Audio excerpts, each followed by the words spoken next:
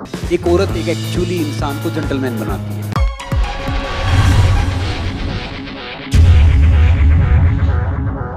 एक औरत एक एक्चुअली इंसान को जेंटलमैन बनाती है। जरूरी नहीं घर में रोशनी चिराग से ही हो, बेटियां भी घर में उजाला करती हैं। औरत की ताकत का क्या है कहना, वो बेटी है, वो माँ है, वो है बहना।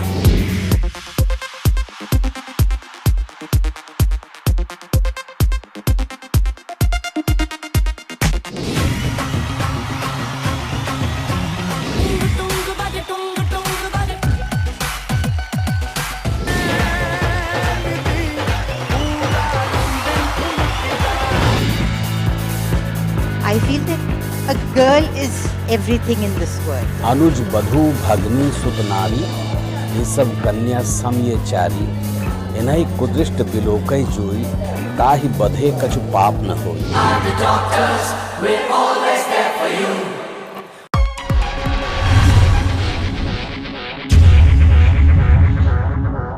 एक औरत एक एक्चुअली इंसान को जेंटलमैन बनाती है। जरूरी नहीं घर में रोशनी चिराग से ही हो, बेटियां भी घर में उजाला करती हैं। औरत की ताकत का क्या है कहना, वो बेटी है, वो माँ है, वो है बहना।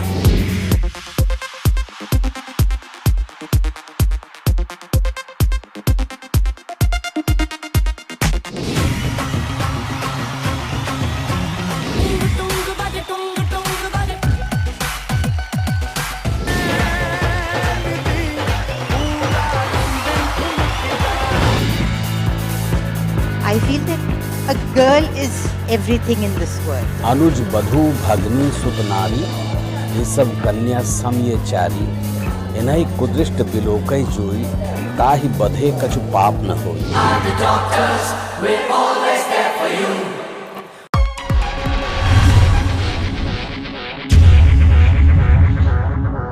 एक औरत एक एक्चुअली इंसान को जेंटलमैन बनाती है। जरूरी नहीं घर में रोशनी चिराग से ही हो, बेटियां भी घर में उजाला करती हैं। औरत की ताकत का क्या है कहना, वो बेटी है, वो माँ है, वो है बहना।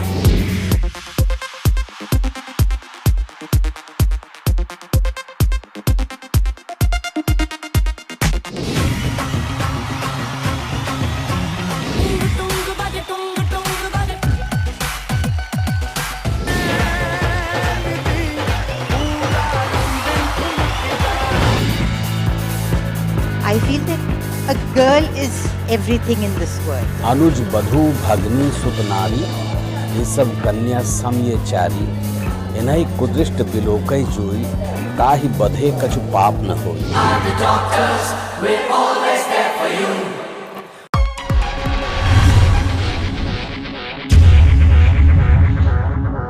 एक औरत एक एक्चुअली इंसान को जेंटलमैन बनाती है। जरूरी नहीं घर में रोशनी चिराग से ही हो, बेटियां भी घर में उजाला करती हैं। औरत की ताकत का क्या है कहना, वो बेटी है, वो माँ है, वो है बहना।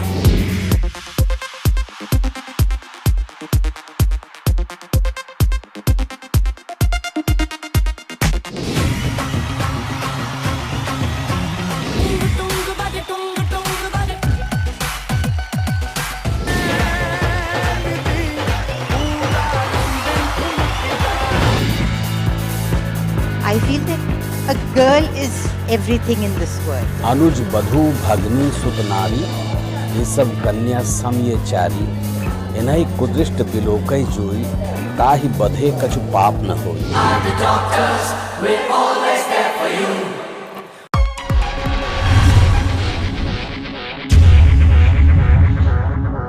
एक औरत एक एक्चुअली इंसान को जेंटलमैन बनाती है। जरूरी नहीं घर में रोशनी चिराग से ही हो, बेटियां भी घर में उजाला करती हैं। औरत की ताकत का क्या है कहना, वो बेटी है, वो माँ है, वो है बहना।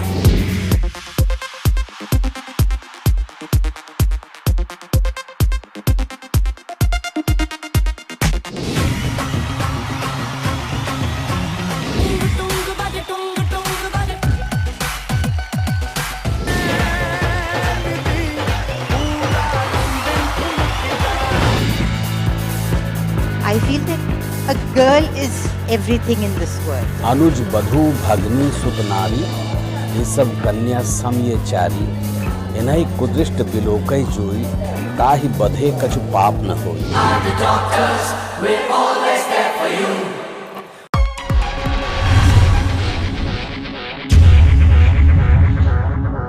एक औरत एक एक्चुअली इंसान को जेंटलमैन बनाती है। जरूरी नहीं घर में रोशनी चिराग से ही हो, बेटियां भी घर में उजाला करती हैं। औरत की ताकत का क्या है कहना, वो बेटी है, वो माँ है, वो है बहना।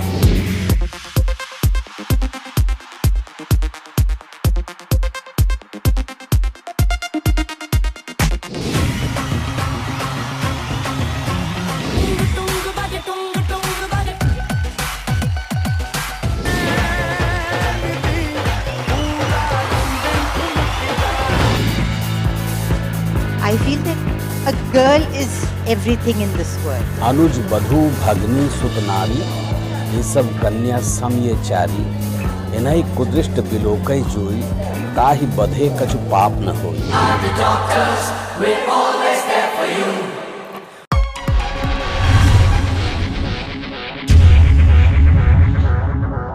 एक औरत एक एक्चुअली इंसान को जेंटलमैन बनाती है। जरूरी नहीं घर में रोशनी चिराग से ही हो, बेटियां भी घर में उजाला करती हैं। औरत की ताकत का क्या है कहना, वो बेटी है, वो माँ है, वो है बहना।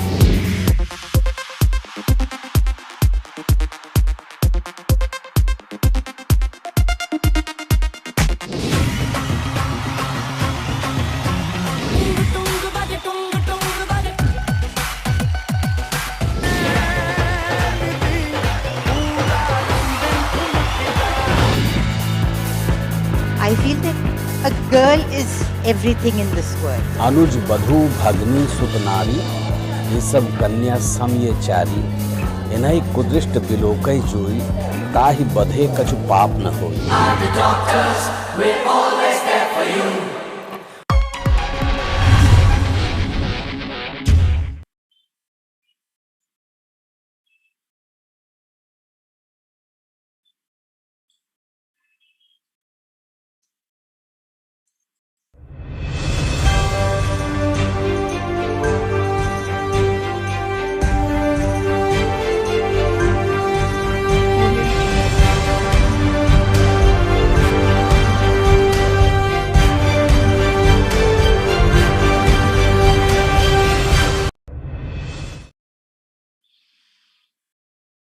My daughter, my state.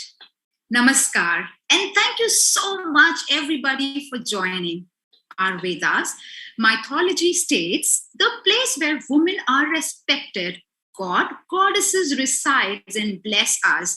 Where it's not, there everything is destroyed. Father of Indian Constitution, Bharat Ratna, Dr. Baba Saheb Ambedkar, once said, I measure the progress of community by the degree of progress which women have achieved. Namaskar. I, Nadia Haqqani, welcome you all in 10th Medscape India National Award and 13th Save the Girl Child and Women Empowerment Campaign. Yes, here on this greatest stage, we are talking about not only ladies first, but ladies safe and secure. We are talking about daughters of this country who are the future of this country. Medscape India Parivar has comprehensively dedicated this particular cause under Save the Girl Child and Women Empowerment Campaign. We all know Honorable Prime Minister Mr. Narendra Modi ji inaugurated Beti Bachao, Beti Padhao Abhiyan, an act like PNDT, which has strengthened all our efforts towards our campaign. On the same line, my daughter, my state.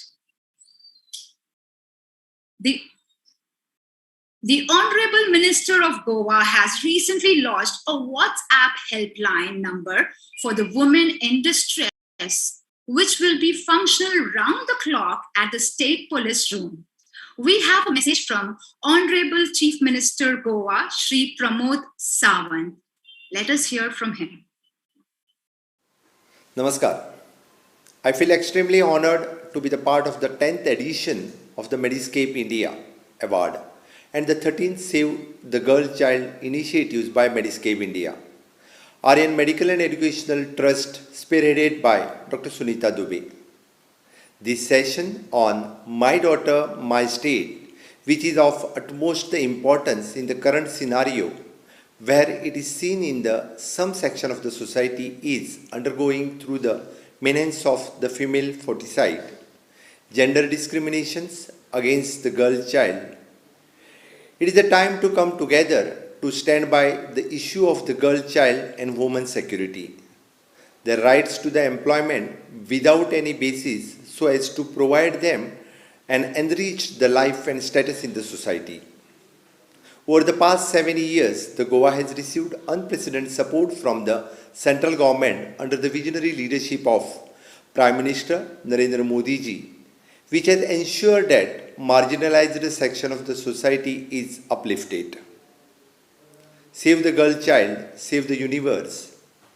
The campaign of the Mediscape India is indeed a great initiative to raise the security concern for the girl child and the woman to create the safe environment for them not only in India but globally. As a part of this campaign, the Mediscape India is doing the monumental work in creating the drive against the prevention of the female foeticide, educating and narrating the girl child and empowering the woman for over a span of 18 years. I would like to congratulate Mediscape India on the 13th Save the Girl Child program and support the cause. 10th Mediscape India National Award is certainly the great initiatives to felicitate the heroes from the medical fraternity who have worked day and night to save the lives during the COVID-19 pandemic. The award recognizes the contribution made by the doctors, institutions in the healthcare sector, and eminent personalities in the social work supporting Save the Girl Child movement, as also the women empowerment and the community health training, education, research, the patient care, the rural health care, teaching, treatment, and academic excellence. This event will indeed the reward in terms of unfolding the professional opportunities for a woman not only in India but globally. Looking forward to the more safer and secure the future of the girl child and woman across the world. I wish best of luck for the initiatives. Hope you will enjoy the digital event. Thank you, one and all.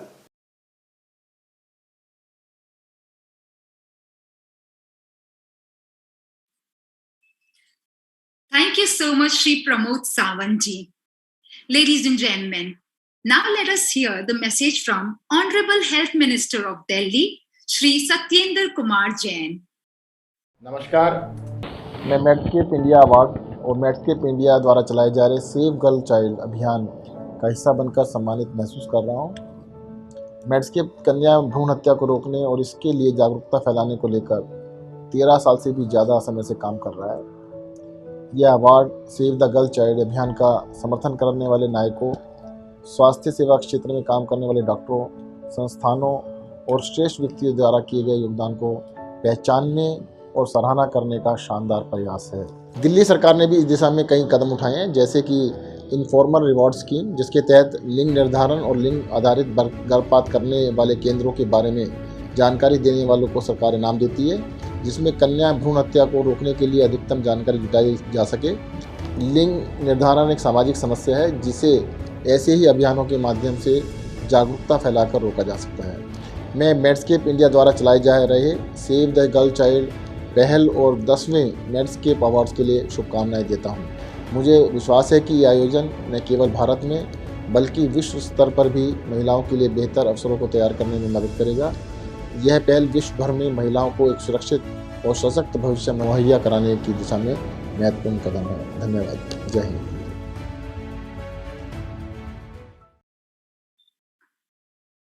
Thank you so much, Shri Satyendra Kumar Jain. Now, let's welcome a dignitary from a state which has taken revolutionary steps in girl child care and women empowerment sector. Beti Bachao Abhiyan, Lado campaign, Swagatam Lakshmi Yojana, and many more. All such game-changing realistic schemes and abhiyans were launched by the state, called the Heart of India, the state of Madhya Pradesh. Ladies and gentlemen, let us hear a message from Honorable Public Health and Family Welfare Minister of State of Madhya Pradesh, Dr. Prabhuram Chaudhary. Let us hear from save the him. Girl child के 13वें माई daughter my state का हिस्सा बनकर सम्मानित महसूस कर रहा हूँ, जिसकी शुरुआत डॉक्टर सुनीता दुबे जी ने की थी। आप 18 वर्षों से अधिक समय से बालिकाओं का पोषण एवं उत्थान का कार्य निष्ठापूर्वक कर रही हैं। मैं डॉक्टर सुनीता दुबे जी और उनकी पूरी टीम को सभी प्रयासों के लिए बधाई देता हूँ। मेडस्केप इंडिया द्वारा save the girl child project कन्या भ्रूण हत्या के खिलाफ एक सराहनीय कदम है। समाज में महिलाओं की भूमिका को ना कोई बदल सकता है ना नकार सकता है, क्योंकि वह माँ है, वह बेटी है, वह पत्नी है, वह भरण पोषण करती है। बालिकाओं और महिलाओं की समस्या आज के समाज में केवल भारत देश में ही नहीं, विश्व में एक अत्यंत महत्वपूर्ण मुद्दा है। महिला उत्पीड़न के बढ़ते हुए मामलों को देखते हुए हमारी सरकार ने सख्त से सख्त कानून बनाए और हमारी सरकार कन्या भ्रूण संरक्षण के लिए प्रतिबद्ध है, ताकि कोई कन्या भ्रूण हत्या जैसे अपराध करने के बारे में सोच भी न सके। हमारी मध्य प्रदेश सरकार बच्चियों और महिलाओं के सशक्तिकरण एवं भरण पोषण के लिए निरंतर कार्य कर रही है। यहाँ तक कि माननीय मुख्यमंत्री श्री शिवराज सिंह चौहान जी के निर्देशानुसार हर सरकारी कार्यक्रम का शुभारंभ कन्या पूजन से किया जाता है।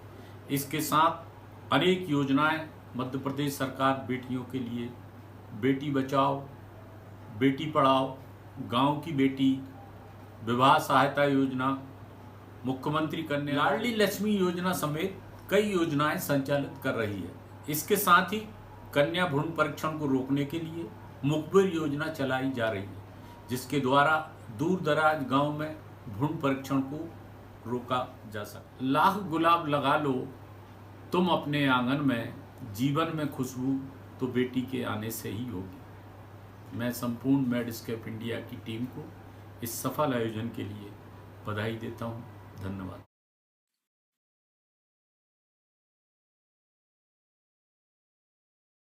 Thank you so much, Dr. Prabhuram Chaudhary ji. Ladies and gentlemen, now we have a letter from Shri Ashok Gehlot ji. Let us have a look at the letter from Shri Ashok Gehlot ji, Honorable Chief Minister of Rajasthan.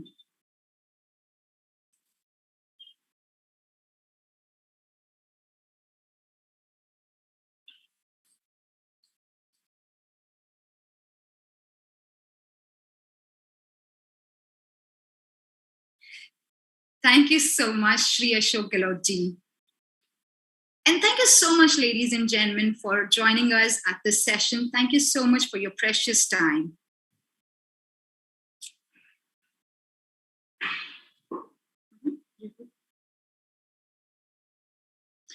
Ladies and gentlemen, now we are going to play the Doctor's Anthem. Please join us for the Doctor's Anthem. Thank you.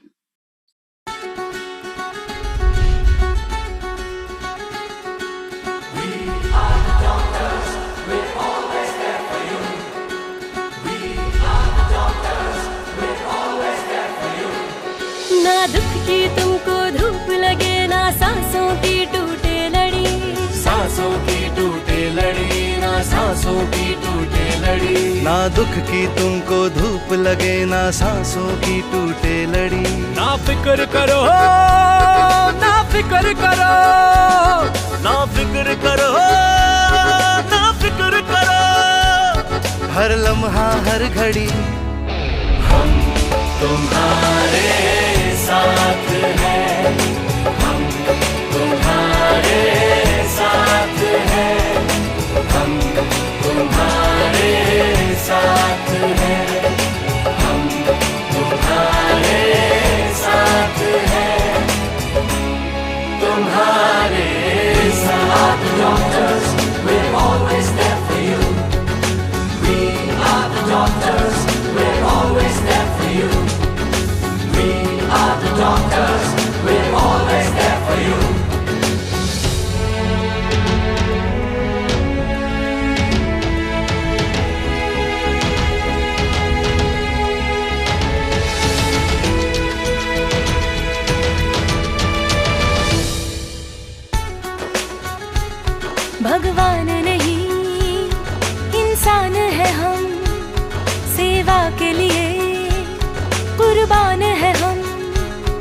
भगवान नहीं इंसान है हम, सेवा के लिए कुर्बान है हम। सबके लिए दिल में जगह मानवता की पहचान है हम। ना फिक्र करो, ना फिक्र करो, ना फिक्र करो, ना फिक्र करो।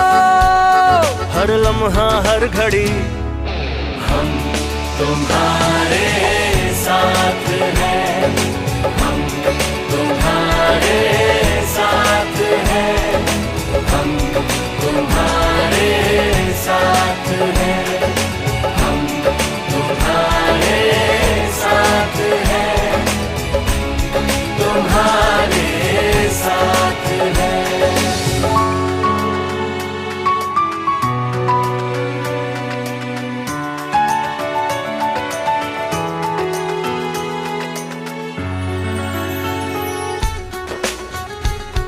ऊपर वाले ने जन्म दिया, हम इसकी सुरक्षा करते हैं।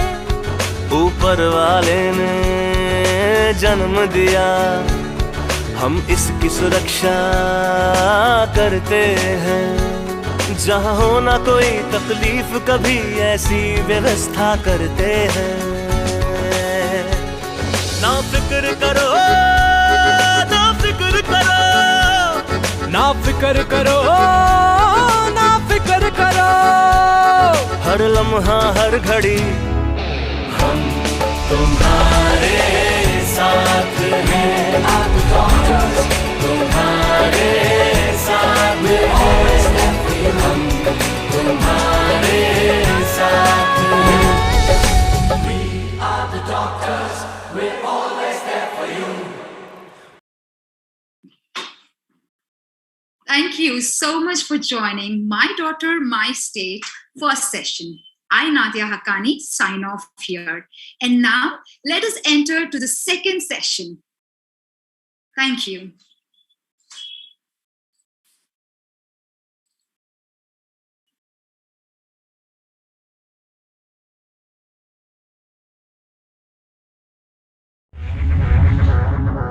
एक औरत एक एक्चुअली इंसान को जेंटलमैन बनाती है। जरूरी नहीं घर में रोशनी चिराग से ही हो, बेटियां भी घर में उजाला करती हैं। औरत की ताकत का क्या है कहना, वो बेटी है, वो माँ है, वो है बहना।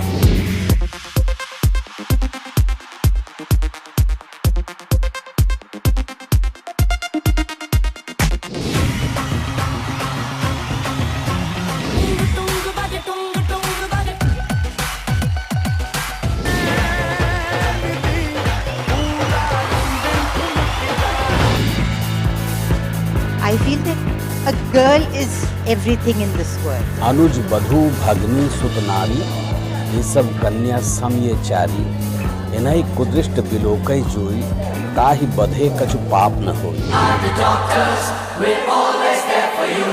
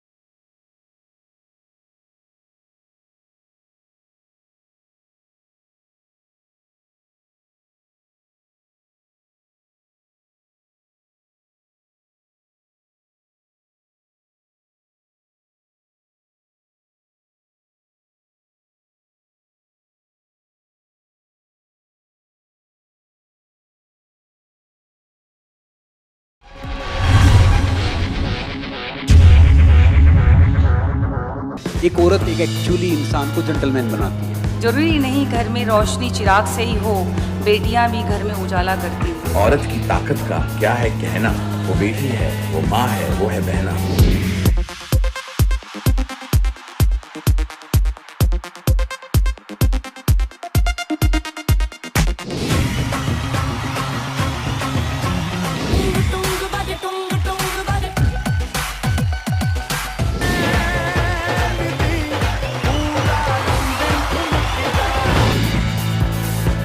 I feel that a girl is everything in this world. अनुज बधू भगनी सुतनारी ये सब कन्या समये चारी इन्हई कुदृष्ट बिलोकै जोई ताहि बधे कछु पाप न होई।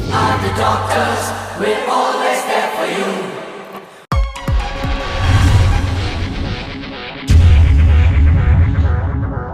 एक औरत एक एक्चुअली इंसान को जेंटलमैन बनाती है। जरूरी नहीं घर में रोशनी चिराग से ही हो, बेटियां भी घर में उजाला करती हैं। औरत की ताकत का क्या है कहना, वो बेटी है, वो माँ है, वो है बहना।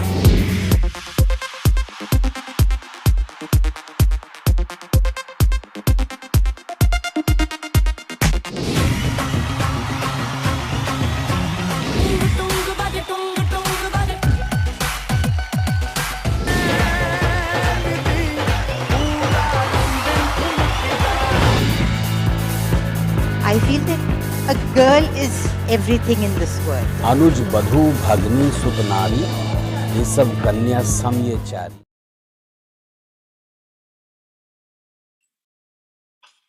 Good evening, everyone. My name is Christine Zedek, and I'd like to welcome all of you to the most important session of today, which is the session called From Womb to Tomb, Saving the Girl Child to Women Empowerment. Now, this session is going to be handed over to Priya, who will take over from here on. Thank you, Priya. Start? Yeah. Okay. All right. Good morning, good evening, everyone. My name is Priya Samant, and I welcome you all to the 13th Save the Girl Child initiative by Medscape India. This is a way ahead to bring forth a collective effort by joining hands with the government, medical fraternity, health, and other industry stakeholders globally to stand up to the causes of saving and educating the girl child, women health, and women empowerment. I would now like to introduce Mr. Richard Rekhi, our esteemed panel moderator. The panel is titled, From the Womb to Tomb, Saving the Girl Child to Women Empowerment. Richard is a board member of KPMG Lower Gulf, Dubai.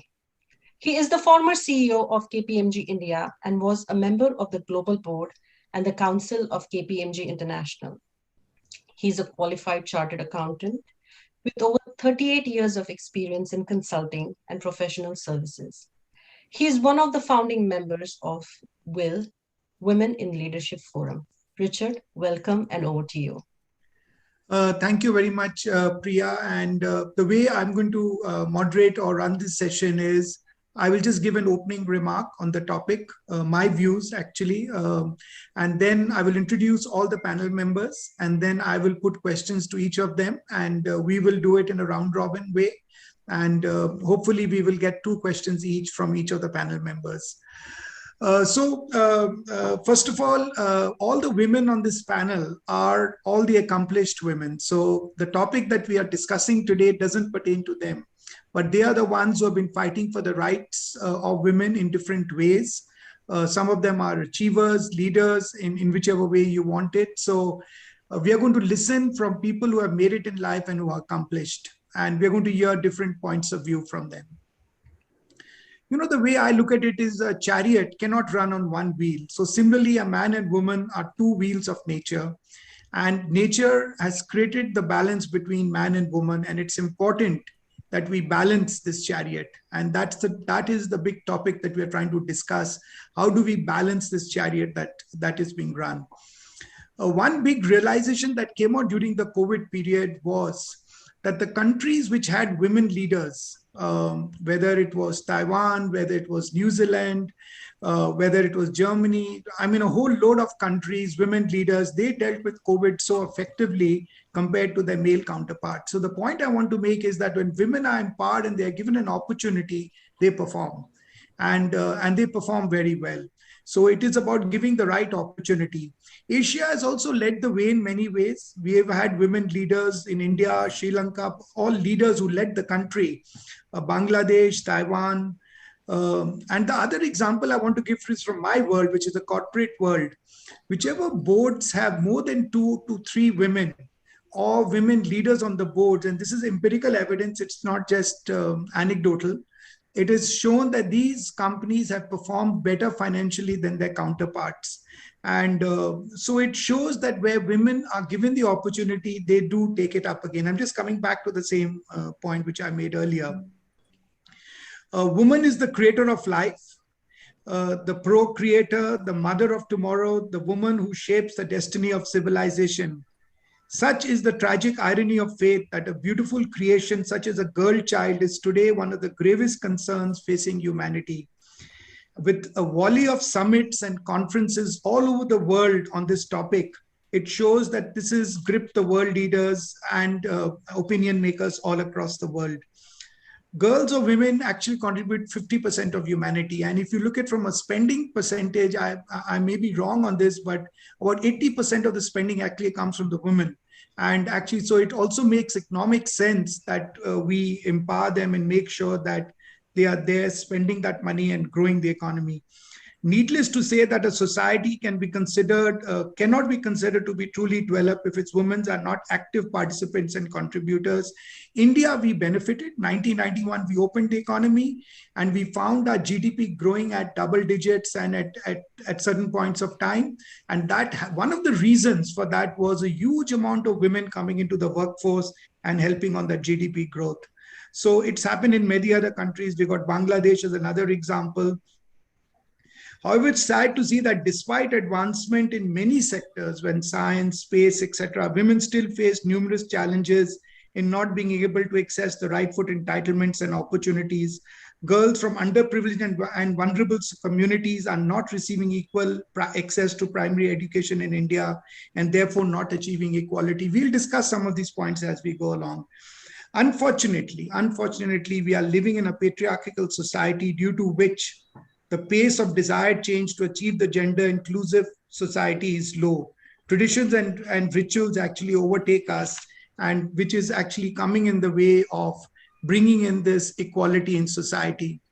To ensure empowerment in the true sense, we have to build the scope and outreach for girls to make choices through better skills, capabilities, and self-esteem.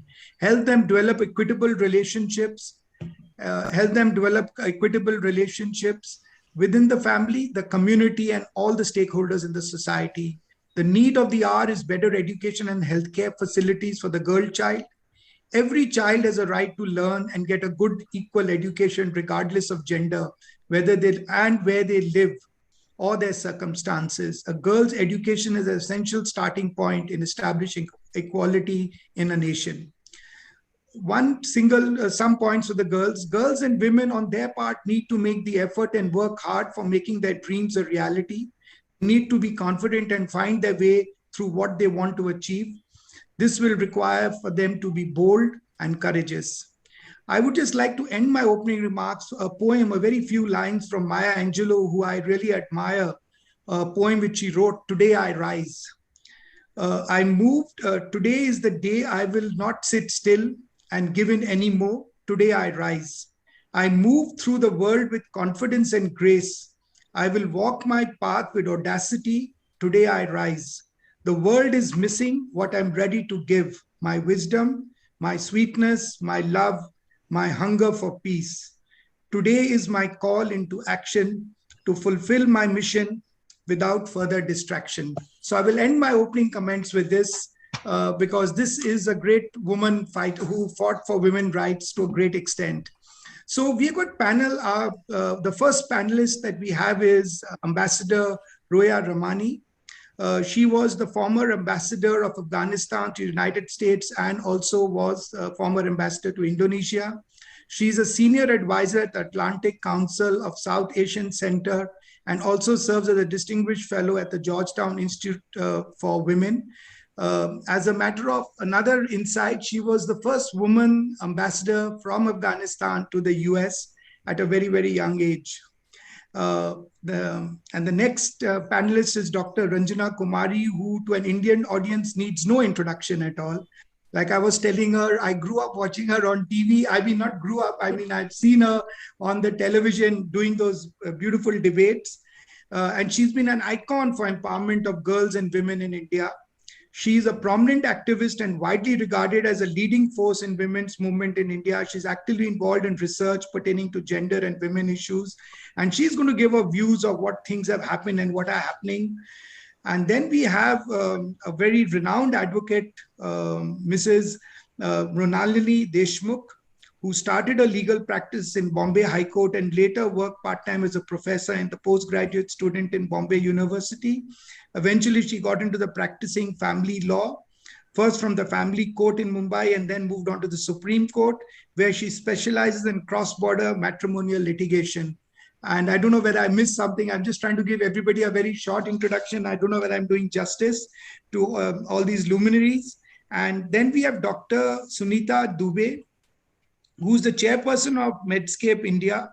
The chairman of Medscape India is a renowned radiologist who started on the path of serving humanity in 2008 at an early age. So another young achiever. She started Medscape India with few doctors, worked around organizing health camps, educating the girl child, and also receiving a first award from Dr. Ranjana Kumari in 2008, which she still remembers very fondly. By 2010, Medscape involved more doctors from various specialities to work on creating an awareness drive for saving the girl child. So here we have people who have actually worked. And then last but not the least, we have Priya Samant. Priya is a change maker and experience working in the US presidential campaigns and with thought leaders globally. She has a unique passion for elevating society using innovation and brings in a special set of skills that meld technology with the ability to identify the most significant societal needs. Priya is an international speaker and has spoken at various conferences around the World Economic Forum, and is also and chairs some of the high-level panels at the Horasis meetings, which I've also attended some of them. I would now like to take this discussion over to the panel. And thank you very much, panel members, for taking your time out to be here. So my first question goes to Dr. Ranjana Kumari. Ma'am, gender equality is a human right, but our world faces a persistent gap in access to opportunities and decision-making power for women and men. What's your take on equality, and how would you want to position equity in the scheme of things? Well, thank you very much, Richardji, for such a generous introduction. And also, I want to congratulate the team and also express my appreciation for taking up this whole issue of womb to tomb, because when you look at the question of equality and look at the way women have been given opportunity, access, this discrimination just starts in the womb itself. You know, there is no, women are not really, and then also it goes on through the life when you go through women's life cycle, especially in the Indian context. Look at the way when children are born, then there is also, of course, there is a discrimination. That's why we have infant mortality rate, which is quite high even now in spite of all the effort. Then deprivation, as you mentioned, in education. Of course, there is a very aggressive campaign at the moment in the country about teenage girls, you know, this whole menstrual hygiene issue that comes up and how they have not been given access, information, knowledge, and as a result fall into the trap of health-related issues. And then comes dowry death, child marriage, you know, early marriage, and then, of course, all the dowry-related issues and problems. We do have to confront issues like child marriage and forced marriages in India, because girl children are never asked, their opinion is never sought. So for what do they want? What kind of a, and when I'm talking about all this, I'm talking about India. I mean, I'm talking about Bharat, the larger India. I'm not talking about people who have really made it in life, as you very rightly said, and who have been, who are the achievers. And then of course, the whole threat of violence, and especially pandemic has exposed our inadequacy of the infrastructure system in terms of women's access to services and all kinds of support systems. And that is why we see growing domestic violence cases and public place violence. Rape cases have really increased during this period, and much more gruesome and much more horrendous experience of young women. And of course, it followed by not only just rape, but killing the girls. Then when we look at what is happening in front of science and technology, you did mention that women are missing in large numbers. The worst thing that is happening at the moment is that a lot of women have lost their jobs. Already we were only 27% in terms of the employment sector. And this pandemic has pushed a lot of women out of jobs. Women have gone out of workforce by 10%. So women work participation rate was already going down. By the time 21 census comes up, we will get to know, and a lot of issues will emerge that where we are failing. Okay, if all this was discriminatory and women are facing, and there is promise of equality in the constitution on the other side. And I was just going through a document that was sent to me by Human Rights Commission, that women have 11 very prominently defined rights, other than, of course, many other constitutional guarantees and rights of equality, no discrimination and everything. So on the one side, women have all these rights. On the other side, women are not being given the opportunity and access. So I would say equality is still a far-fetched idea for a lot of women in India. We are working very hard to move towards it. But let me just focus my attention to this whole issue of prenatal sex selection, because this is one area we have worked very hard for many years now. And the abortion of female fetuses is a harmful practice that reflects fundamental inequalities in the perceived social and economic value of women and girl children. Because, they are seen as, and there is a very high economic determinants here, because they are seen as burden in the family, economic burden of the family. So no, that's why not much investment is made in their education, and they do not get equal access to an equality of education is missing in our country. This problem is especially pronounced where we work in Northern India, in Haryana. And you will be shocked to know that there were districts when we started the work where, for example, I'll tell you the villages like Sakatpur may not make much sense, these names, but 485 girls, 2,000 boys. We had Ulavas where 519 girls, 2,000 boys. Now, these were the shockers. I mean, there's a huge amount of data which we collected across, and we got from different surveys. But so what did we do to really, meet this challenge and try to work towards helping people in terms of understanding why this discrimination is going to create a lot of social imbalance in society, a lot of conflict, violence, and also, of course, girls have a right to be born. So this fundamental right of, right to life is what we took up, and we mobilized the communities. We created a multiple approach to, a comprehensive multiple approach to address this issue by creating community watch groups. We helped in getting the law effectively implemented. And fortunately for us, while we were working, this whole Beti Bachao, Beti Padhao was announced, and we were given the charge of nodal agency for Haryana by the Women and Child Ministry. So my whole team, and we all, personally myself, we all went into village after village, created these committees.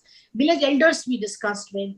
We brought the whole issue to the educational institutions, and finally to our, just want to add to the positive, when we all work together and all forces come together, equality happens.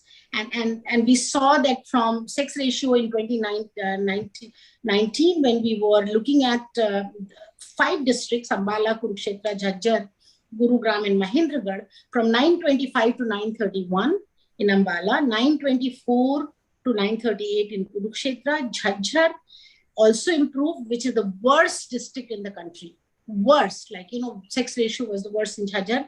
So there also we got more girl children born.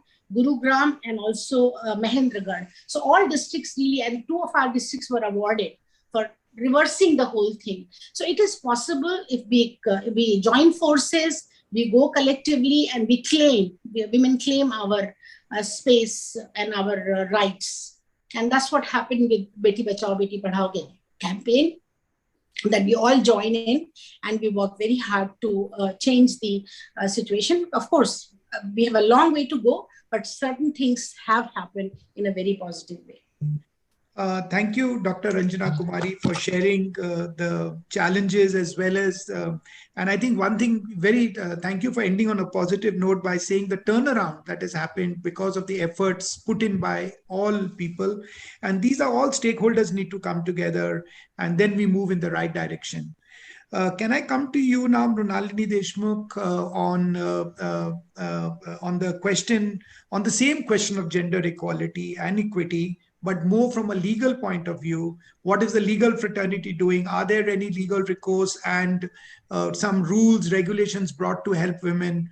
We were discussing in the pre-panel discussion, and would really love to hear from you on this, especially you being in the Supreme Court, the highest court in India, practicing there. Would love to hear it. Thank you so much for inviting me and making me a part of this August panel. And I am personally very privileged to be a part of this evening's discussion. It's a very interesting and subject which is very close to my heart, because probably I practice what I preach, if I may use that word.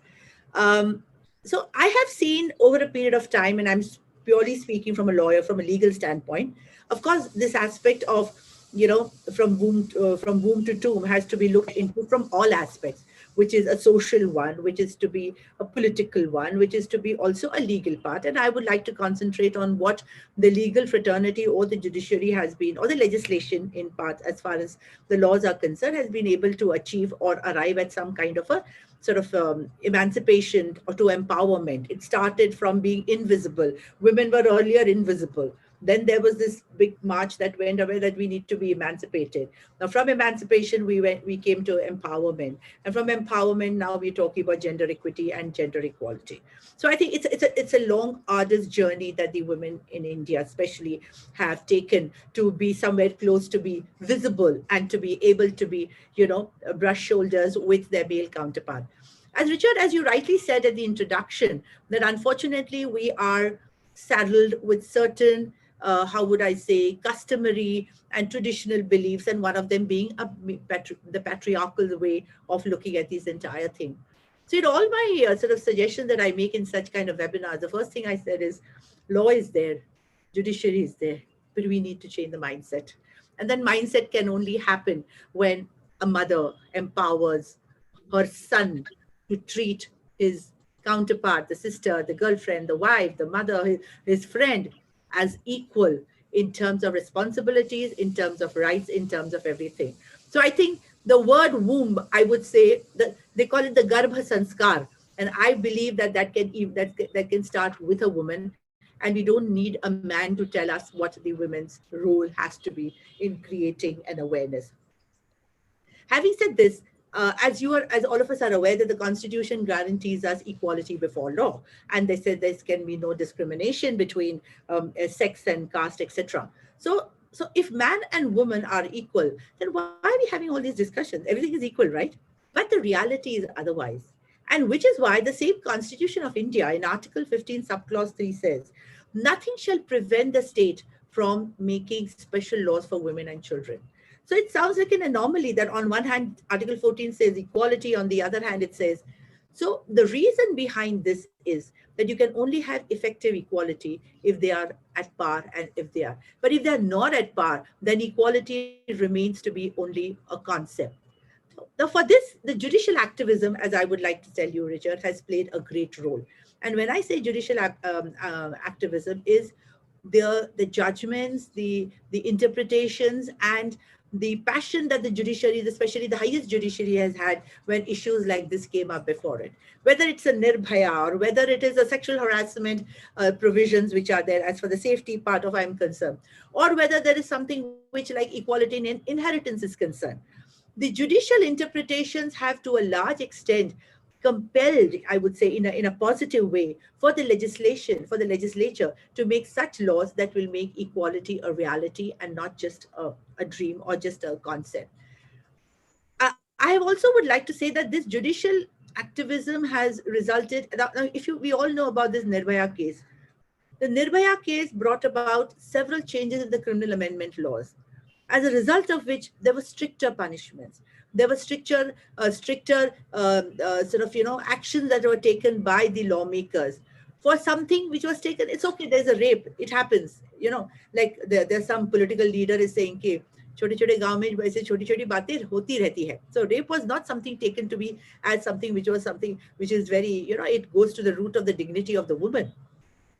But this has brought about a lot of change. This has brought about a lot of awareness. And you see now these sexual harassment also. Now you're from a corporate sector, and I'm sure you must have seen in the course of your thing that there were certain women who were subjected to this, but they had no say. I mean, they could not come to the boss and say that XYZ, my colleague or my senior, is doing this, because they felt that they would lose a job. If they lost a job, they had no money, and how would they do? So they suffered in silence. Today, the law has empowered them. The Vishakha guideline led by the Supreme Court has led to the law of prevention of sexual harassment at workplace. There is a method, there is a strategy in place where a woman does have a thing. So I think, there are a whole lot of things. I can just go on and on, but I understand there are excellent other luminaries who would like to contribute. But I would like to say that from my point of view, judiciary has played a very vital role along with the social and political thing, and has compelled legislation to bring about the changes, because we have three pillars of the law: legislation, judiciary, and executive. The laws are made by the legislation. So it has compelled them to do so. And I think that's a very positive thing. And I think I'm very hopeful, and I'm very, very sort of confident that we may not have to have these discussions in future, because they would be a part of our life and not something to be debated. Thank you very much. And I'm very much aware of the Vishakha, because I had to really read it, because we had some cases and one had to really understand it. And we realized that we were not following some of those guidelines, and we had to put it in place. And, when it hits you, you change. So very good, very nice points you brought out. I really like the point of mindset change. I think it's a beautiful point you brought out, because till the mindset doesn't change, nothing is going to change. Ambassador Rahmani, may I come to you now? All the panel you can see is Indian, and you are the one international person on this panel. Of course, Priya lives in the US, so I could call her international also. But I would like to know your views. You've heard from India, the challenges on the girl child, on the women. Do you see from the place where you sit, and of course from where you come also, Afghanistan as a country, as to how are women's empowerment and women's rights being protected or looked at from that? We keep hearing so many stories now since the new government has come, etc. If you are okay to comment and you would like to comment on anything on women power, we would be very happy to listen from you. Well, thank you so much. It is a great pleasure to be among this distinguished panel. Good evening to all of you. And thank you for this opportunity. It is wonderful to hear more details coming out from India. And I am well aware of many of the efforts that are being made there and the challenges that still persist. I would like to start by first picking up on a few points that was already discussed. When you are looking at the equality on the issue of the girl child, it spans across so many different aspects, from legal to traditions to economics to culture to the religion, like you name it, pretty much it touches everything. And like it was said before, what is important is that you look at the issue from all of the aspects. And one thing that continues to puzzle me is that the culture as a factor that still plays a huge hand in this, and then still holds women and equality back. And that what puzzles me is that culture by nature is a dynamic force. It's not static. It changes. It adapts. But why is this continuing to persist this way? There is multiple answers, of course, some of which would resonate to all of us, regardless of where we come from, whether it is developed countries or conservative countries or developing countries. It's all pretty much the same. Many of the issues that were already named and discussed here. A few points that I would like to make in general would be that with ignoring the equality, I think we are ignoring reality. We are ignoring what is needed for progress and development. And if that continues, it is, of course, a thorn on the side of all of our countries and societies. But there are many, many forces, including politics, economics, judiciary, and most importantly, culture and traditional norms that perpetuates this. In a country that I come from, religion has been used as an instrument to continuously oppress women. It is not our culture, but for example, the Taliban are preaching has never been Afghan's culture. It's not that we have known ourselves to be, it is not what we subscribe to. And of course, as a nation that is 99% Muslim, they also are keeping religion very tight to the chest, but at the same time, not the one that or the form or the interpretation that the Taliban are imposing on Afghans. So usually when I do an interview and people ask me, what do you think would happen? And especially with the women, my response is that would be, and hopefully soon, the factor that would bring this down, that would bring this tyranny down, because this is not only an act of charity that you are crippling half of the society and you are getting by, but it is an issue that in reality that it cannot be sustainable.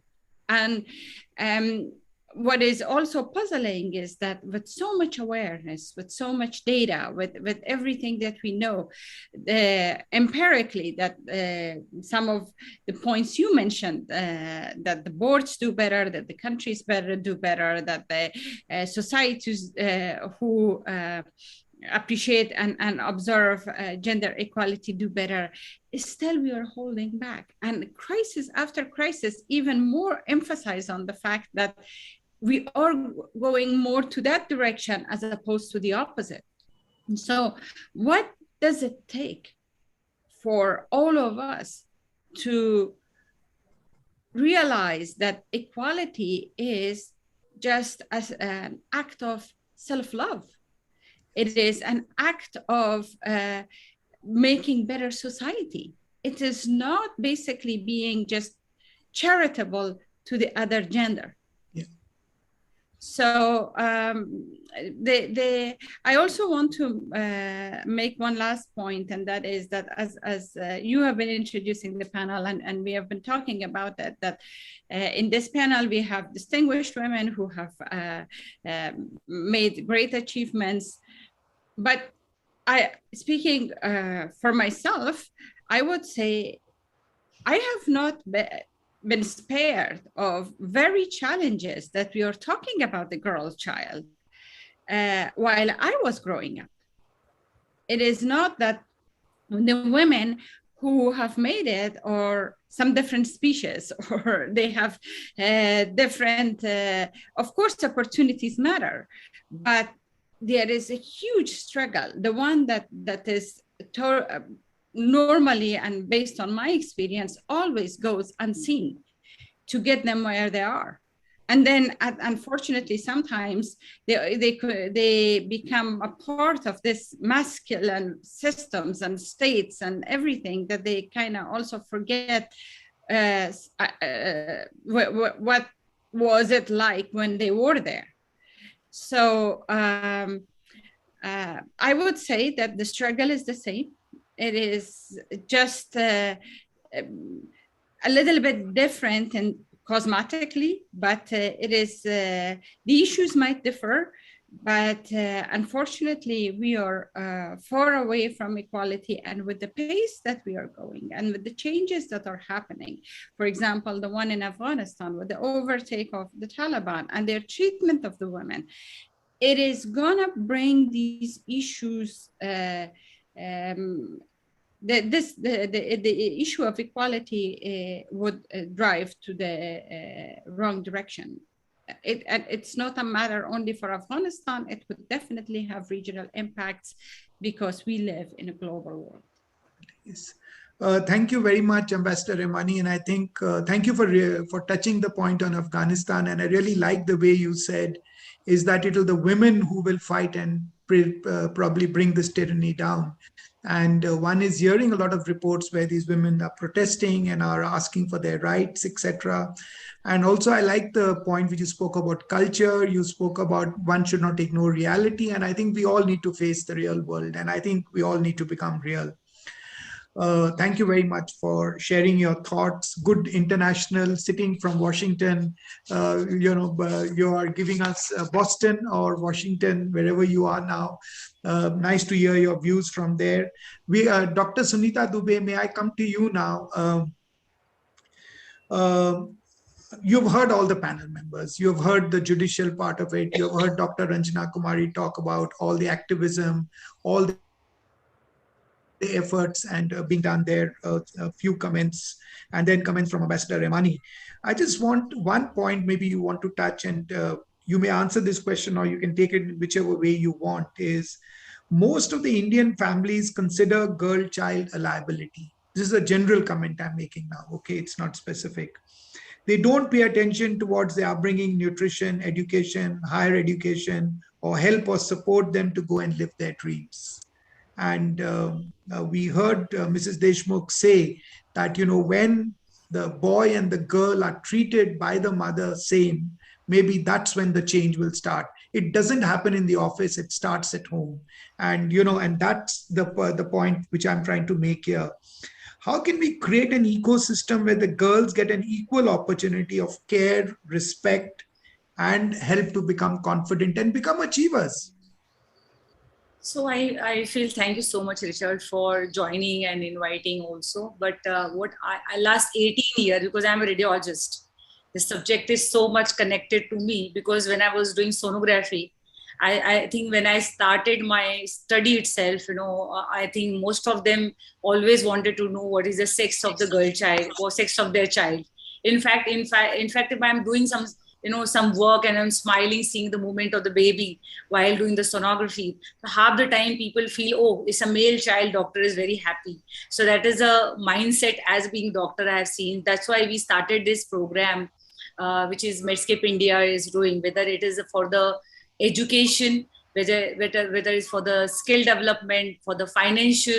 So the investment which is required to build up the girl, which is the most critical right now, and it is under evaluated and underpaid by people. Even whether you are going as a doctor also or anywhere, any field in India, still you are not equally treated, though you might be better.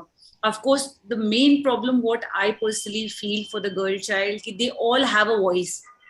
They all have a voice, even a person who feel they are no one, but they have to give an opportunity to speak and tell what they wanted, and that exactly to be executed. What I feel personally, I feel the requirement, what I think is a mindset has already been spoken. Even Ranjana ji has said so many things about, and she's so much vigorously doing.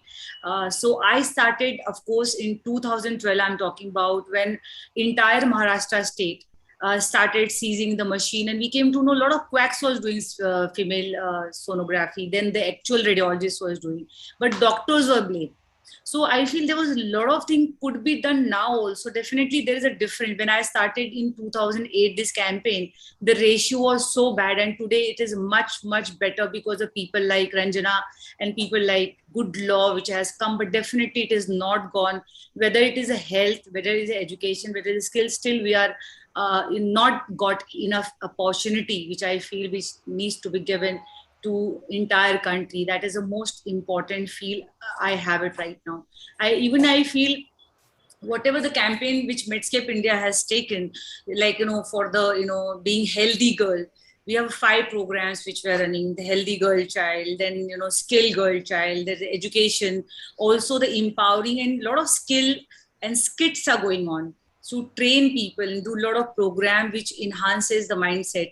For example, when we started Medscape India, especially the Medscape National Award with 21 medical national president. So in that also we got first who will come to. First they go to family physician, I want a male child.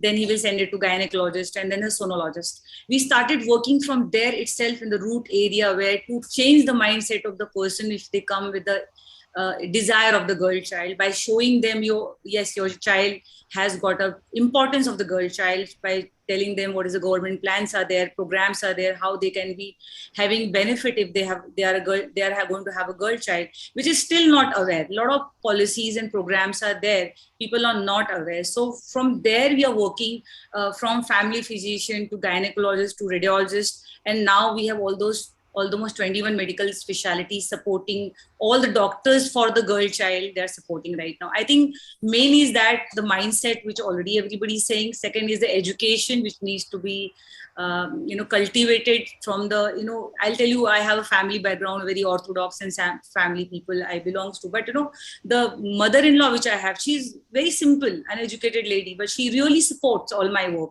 So sometimes even education doesn't help you out. It's how you think about how internally you're brought up, how you take your daughter-in-law as a daughter.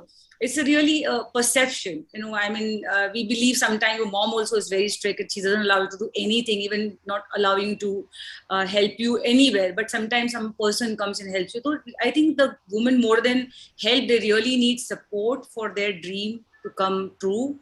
And they all are highly potential, because whoever I'm meeting till in this era, they're intellectual people. They just need little of guidance and support, right time intervention of right people, mentorship, which, they can achieve what they're supposed to do. That's what my thought process is. Thank you very much. And this was the same thing echoed at a World Economic Forum panel where we had people like Indra Nooyi, etc., and Christine Lagarde, who always said that wherever in their careers, mid-career, they got a good mentor who actually changed their life. And I think mentorship, support, very, very important. Thanks for, and also the healthy girl child. I think it's a good point that you have raised, that they need to be healthy and we need to look at it. Take these discussions forward and, take them to some logical conclusion. Baby steps, but we need to take those steps. So over to you, Dr. Dubey, for any other comments. You've heard everybody, any comments you would like to make, and also to close the session. I think what I would say is setting up a role model in every field, which can inspire women. I'm from the village, actually, from Suryama, Bhadoi. So when I became first doctor, same school where my grandfather had started, today I think almost 200 girls, they get educated, even they join army, they go to IS officer. So we have to set up a role model for future girl to get inspired. And definitely today, as we are taking a pledge for the Save the Girl Child, womb to tomb, which we have to take it from garb se dhara tak. So we all have to take a pledge and empower people more to join this mission to empower the girl child. Of course, when entire COVID-19, as a doctor, when I was seeing, because even myself was a COVID warrior with so many doctors, my hospital was a COVID hospital. In fact, we are running the vaccination drive. What I felt from women, most of them were mentally disturbed when they're at home. They were molested, they were like overworked up, they were working from home. A lot of issue mentally women are facing in India, which needs to be, tackled well. And just because you are at home, that doesn't mean you don't have your own personal, and we all supposed to love ourselves, all the women has to love themselves, because happiness is core of everything. Today, what is happening right now in the conference also is a core to get happy. So that happiness has to be preserved, which I feel personally, and having such great speaker on this platform is really a great honor. And whatever the campaign right now I am doing, or the people are associated with us doing in the ground, not only the education, awareness, sonography, and related to health and skill, defense, all going on. But at the end, woman has to feel internally encouraged and develop their own self-esteem, which I feel even I am not so confident in talking on public forum, because I'm totally a ground person to work. Only my work can speak, and initially, I'll tell you about myself. When I used to do this program initially, I think almost 18 years back when I started, I used to call my teacher to speak about our work. So, even where hospital, I started first hospital in Mumbai, in Kurla East, which was the first hospital itself of that area. So we all have to take little bit of courage to take the call what your heart is saying, and take a first baby step, as you are saying, and you grow who you are supposed to be. And of course, you need a lot of support system to become who you are. But from day one, women themselves have to develop that. It is like they have to cultivate those qualities to grow, and it has to be from the passion what they have. So I think the woman who wants to do, they do it wherever they are, and with whatever the limited resources they have with that. So Medscape India is just a reflection of a passion of a woman and the doctor and people like you associated. And I've been, very fortunate to have great people in my life. Like my mentor was APJ Kalam. I had met him in 2007. He always said to me, like, what you can bring to the society, what you can do for people, that should be your core call. And that call was so strong, I am able to do some small contribution to the world. And I feel so honored to have you all at this stage, Priya and Royaji and Deshmukh madam and Ranjana ji. So, I always feel so inspired. I was a kid since I know her. So it's really honor, Richard, also you to come forward. Even the Statue of Immunity, which I want to bring in India to fight the future pandemic, Statue of Immunity with the research center to make India global, a powerful country to fight any disease in the future, which is actually the way we suffered, the way we went through 18 months. And what I have also become in 18 months, I wasn't having this plan. So coming up with the Statue of Immunity Research Center, COVID War Memorial for the Maharashtra, and with 195 country involving in Statue of Immunity itself is a big task, and I'll be needing everybody's support to make it happen. So India becomes the global immunity capital of the world. So that's what I'm working right now currently, and I'm really blessed to have all of you. And I think for you also, sir, you've been a great support and building up what we are doing, especially for the Statue of Immunity, which is most very important thing. We learn if you're healthy, your lifestyle is good, you can fight any disease, whether it is a negative thought, it is your thought coming from outside, or some bomb is coming on you, still you can fight back. That's what I feel we all have to fight and be a strong person who we are. Yeah, thank you. So should we close the session now, or? I would like to take all of you to take a pause and take a pledge one. And Ranjana ji, I want to bring 110 kind of helpline for women across country in association with all the police to help them out, because there is no unique helpline for women. And I'll take your help on that. Of course, our whole medical fraternity currently working on that to bring on reality. So we might take a help, and I would like you all to take a pledge for Save the Girl Child, and from womb to tomb, which is actually totally a cycle of women from womb till she's acquiring the life. So we are supposed to take one pledge, because today we are launching that pledge. In fact, Honorable Governor of Maharashtra has already launched this pledge, and Maharashtra State Health Minister also have supported, and various other states will be part of today's My Daughter, My State project. So I would like how to do. I think we should put it on chest. I think we are all pledged for the Save the Girl Child Womb to Tomb, and we'll have a nice picture that was has been told by our team. You should have a picture with such dignitaries. So we'll take a little pause and put our chest like that. What we are doing. I, Richard Rekhi, take the pledge to support the girl child from womb to tomb.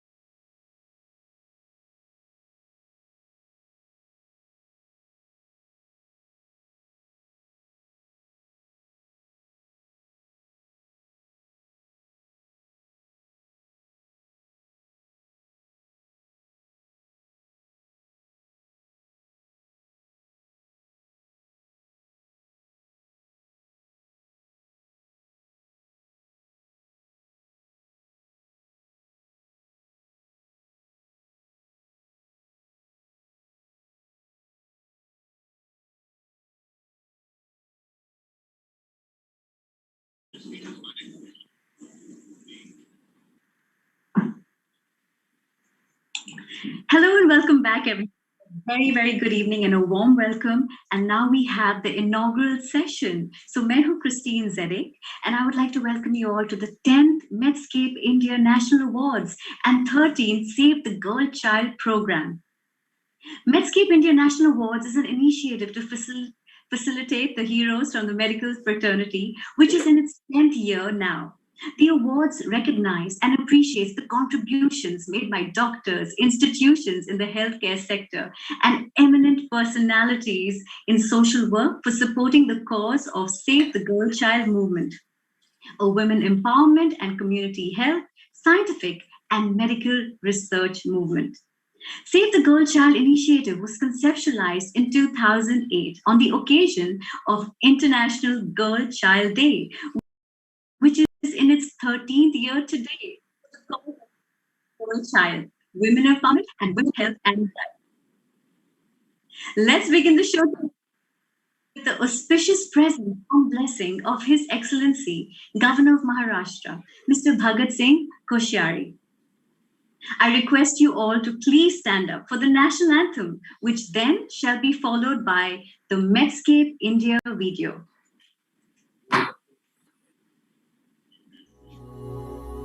जनगण मन अधिनायक जय हे भारत भाग्य विधाता पंजाब सिंधु गुजरात मराठा द्राविड़ उत्कल बंगा विंध्य हिमाचल यमुना गंगा उच्छल जलधि तरंगा तब शुभ नामे जागे तब शुभ आशीष मांगे गाहे तब जय गाथा जनगण मंगल दायक जय हे भारत भाग्य विधाता जय हे जय हे जय हे जय जय जय जय हे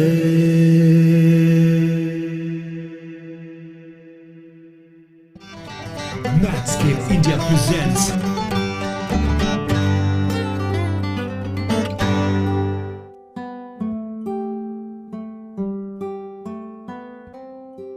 Very good evening to all of you and warm welcome on behalf of Medscape India. I feel that Dr. Sunita is doing a fabulous job and you doctors also are doing a fabulous job. Keep up the show and I wish you all the best. Medscape India का एक mission है save the girl child जिसके ऊपर कई सारे doctor across India इसमें काम कर रहे हैं. Especially in areas such as health of the girl child, women empowerment, HIV awareness and rural health. ना फिक्र करो ना फिक्र करो. जो एड्स पीड़ित होते हैं उनके साथ घुलने मिलने से या उनके साथ काम करने से एड्स नहीं लगता और अपनी लाइफ में ऑलरेडी ये पीड़ा से गुजर रहे हैं तो हम उनकी पीड़ा काफ़ी कुछ कम कर सकते हैं अगर हमें ये इन्फॉर्मेशन सही रही तो. Having said that, your themes at Medscape India resonate very well with us at the Vrinda Group.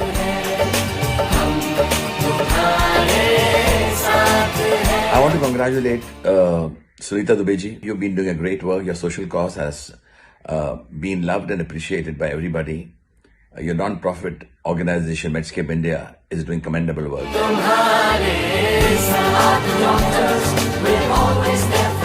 I'm extremely happy for receiving the Medscape National Award for encouraging the empowerment in sports, and also I'm extremely happy that they are working on Save the Girl Child.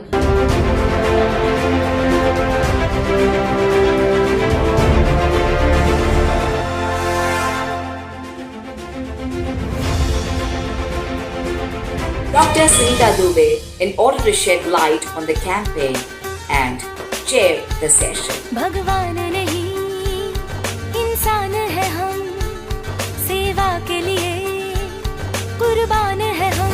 We are the doctors, we're always there for you. All those doctors, who have done a great contribution in this campaign to save the girl child. I am happy to know that Medscape India, AMET, a non-profit organization of volunteer doctors and respected for the great service that they render to humanity.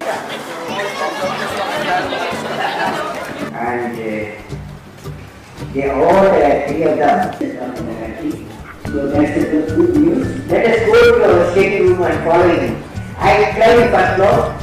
He climbed the first floor, second floor, third floor, fourth floor, and fifth floor. Castle Gate floor. Doctors, we're always there for you. We are the doctors, we're always there for you. सबके लिए दिल में जगह मानवता की पहचान. For all of you who are at the Medscape National Award Conference, women have to live with dignity in a given society. Sufficient work has to be done on men about their own evolution, their own civilization. It's very important. So, to uplift the women, it's very important we uplift the whole humanity. It is the foundation day of Medscape India, RN Medical Educational Trust, completing 16 years of selfless service and also 6th year of Fit India movement and 3rd year of Doctors Day Fit India Conclave. भगवान नहीं इंसान है हम, सेवा के लिए कुर्बान है हम. We are the doctors, we're always there for you. We are the doctors, we're always there for you. हमारे लिए पहला चीज है अच्छा स्वास्थ्य यानी गुड हेल्थ, और गुड हेल्थ के लिए आपको रहना चाहिए fit. Keep exercising, eat good food, and watch Chota Beam and be healthy. Fruits खाना चाहिए, खूब सारा पानी पीना चाहिए, खूब सारी सब्जियां खानी चाहिए, दाल खानी चाहिए, रोटी खानी चाहिए, सब कुछ खाना चाहिए. Value has to be created about the importance of health. Priority has to be given for this program and importance of own health. Then definitely our country will become one of the fittest country in world.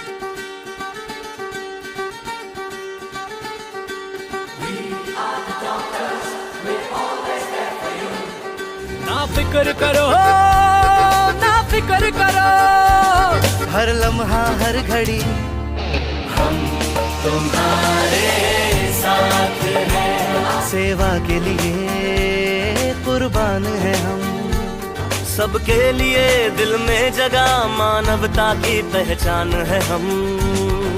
मेड्सकेप India पिछले अनेक वर्षों से बच्चों के लिए, महिलाओं के लिए, उनके एम्पावरमेंट के लिए काम कर रही है. इस देश की बेटियों को बचाने की, इस देश के बच्चियों को बचाने की, और हम सब लोगों की कोशिश यही रहेगी कि इन बच्चियों की शिक्षा, उनकी सुरक्षा और उनकी समृद्धि ये हम सब लोग मेड्सकेप इंडिया की ओर से करें. सेवा के लिए कुर्बान है हम. I am thankful to all the COVID warriors for your unconditional support. I must compliment the members of We Doctors campaign and Medscape India. सबके लिए दिल में जगह मानवता की पहचान है. I would also take this opportunity to thank Dr. Sunita Dubey. करो ना फिक्र करो, हर लम्हा हर घड़ी. औरत की ताकत का क्या है कहना, वो बेटी है, वो माँ है, वो है बहना. औरत ही हमारे जिंदगी का चमकता हुआ है गहना. औरत की ताकत का क्या है कहना. स्त्रियां पराया धन नहीं, स्त्रियां वो धन हैं जो हमेशा सघन रूप से परिवार को छाया देती रहती है. तुलसीदास ने भी कहा है कि अनुज बधू भगनी सुत नारी, ये सब कन्या सम ये चारी, इन्हीं कुदृष्ट बिलोकई जोई, ताहि बधे कछु पाप न होई.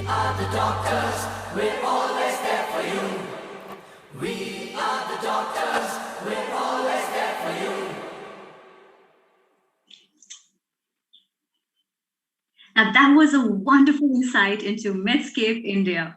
I would like to first call upon now Dr. Sunita Dubey, a renowned radiologist, philanthropist, winner of Femina World Women Leadership Achievement Award, Healthcare Entrepreneur Awards in 2013, Philanthropist Award in 2013, Pride of the Nation Award in 2012-2013, and Women Achiever Award in 2011, 2014, and 2017.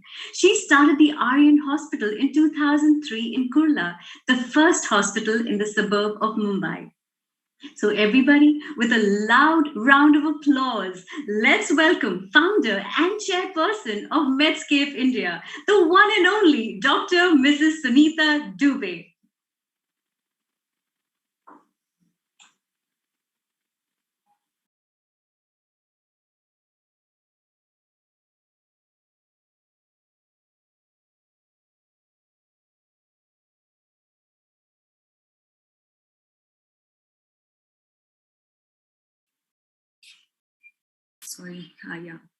So I would like to welcome all our dignitaries, including Honorable Government of Maharashtra, Sri Bhagat Singh Koshyari ji, Honorable Minister of Public Health, Maharashtra, Sri Rajesh Tope ji, Pujya Swami Chidanand Swami ji, Dr. Harshvardhan, former Union Minister. I would also like to thank the panels, which was My Daughter, My State, which was very unique session today we did, which was including address by Honorable CM Goa, Pramod Sawant, Health Minister from Delhi, Sri Satyendra Jain ji, and Honorable Minister of Public Health and Welfare of Madhya Pradesh, Sri Dr. Prabhu Ram Chaudhary, and Honorable CM of Rajasthan, Sri Ashok Gehlot, and Honorable Education Ministry from the UP, Sri Satish Chandra Dwivedi ji, for throwing light on their work, what they are doing in the saving and educating the, nurturing the girl child and empowering the women with more than, and giving more opportunity to them. I would also like to thank the panelists of our session, Save the Girl Child, Womb to Tomb, where we had exclusively, we had somebody joined us, Mrs. Roya Rahmani, Ambassador of Afghanistan, Mr. Richard Reiki, Dr. Ranjan Kumari and Ms. Mrinalini, and also Priya, and who had touched upon this burning issue on women's safety, gender equality, women's rights. And also, I extend my heartfelt thanks to global leader of health industry and national president of 20 medical body and association and council, our jury and organizing committee member for their never-ending support to make this happen so successfully. The journey of Medscape India started 18 years ago with the wellness mission envisioning the India as the best healthcare destination of the world. Basically, I won't be able to say much about my work because I work from passion. So today, Honorable Health Minister is here. So we would like to propose him 10-point agenda, especially for the girl child, where education, health, empowerment, equality, and the various projects which is actually empowered the Maharashtra government, even the nationally it will empower. I would like to propose him to accept those 10-point agenda, implement in Maharashtra, because I'm born and brought up in Maharashtra, and I passionately work for my citizen of the country. So in fact, now today we have also, Honorable Governor also, who's very close to Save the Girl Child. I would also request him to help us out getting implemented at the national level also for this program. And I would like to propose, like we would like to 110 kind of helpline which we wanted to propose for the girl child, especially who are distressed, whether it is a health, it is related to safety, or it is related to anything related to issue which is related to the girl child, should be started with the help of police. Especially if we are starting in Mumbai, we should start with the Mumbai itself. And another thing, I'm just wishing, because the situation I was totally not planned to say what I'm saying, but I'm just saying what I feel, what we need as a girl, or being the doctor. In fact, most of our work is on health and also the girl child woman empowerment. We've been doing continuously, passionately, constantly working for betterment of especially the healthcare, which is actually more on the rural health. So campaign which we ran in Medscape India, especially Save the Girl Child, Women Empowerment, Fit India movement, which we started almost 2015, because my mentor was APJ Kalam. And he wanted me to always, whenever you meet him, he say what you can give back to society. That was his core question. Used to be whenever you see any situation, you have to say what you can. You should really try how you can contribute. So I think that was his inspiration, and I'm able to do whatever I'm doing till today. And under his inspiration, we started the Fit India movement, which completed more than almost 7 years. So the project what Medscape India is doing, I really look upon continuing whatever I am doing. And as time is very short, I invite all our eminent panelists and the invitee and Honorable Governor to speak on to this. Okay, and thank you so much for all of you for joining. Thank you very, very much.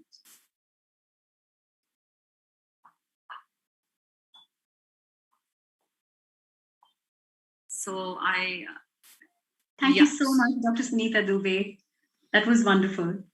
So, ladies and gentlemen, let's welcome Padma Vibhushan Dr. Raghunath Anand Mashelkar. He's a chemical engineer, former Director General of CSIR India, and President of Indian National Science Academy. He has worked as a member of Scientific Advisory to the PM and as a chairman of National Innovation Foundation. So let's give him a round of applause as he takes the stage. Thank you. Thank you very much indeed.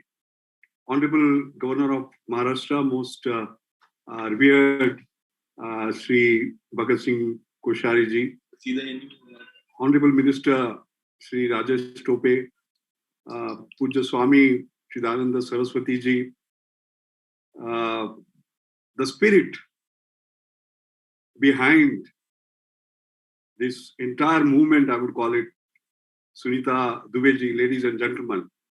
It's a very special privilege and honor to have been asked to speak today. I want to thank Sunita ji for making this possible. Over the last few days, I have witnessed her energy, enthusiasm, and deep, deep commitment on this issue. So really wonderful to be part of this great movement. I've been given 6 minutes, so I will make just 5 crisp points. But I'd like to begin by, I'm going to focus on women empowerment. I'd like to talk about a woman who was not educated, but was enlightened. Despite education, sometimes enlightenment doesn't come and then things don't work out. That woman was my mother.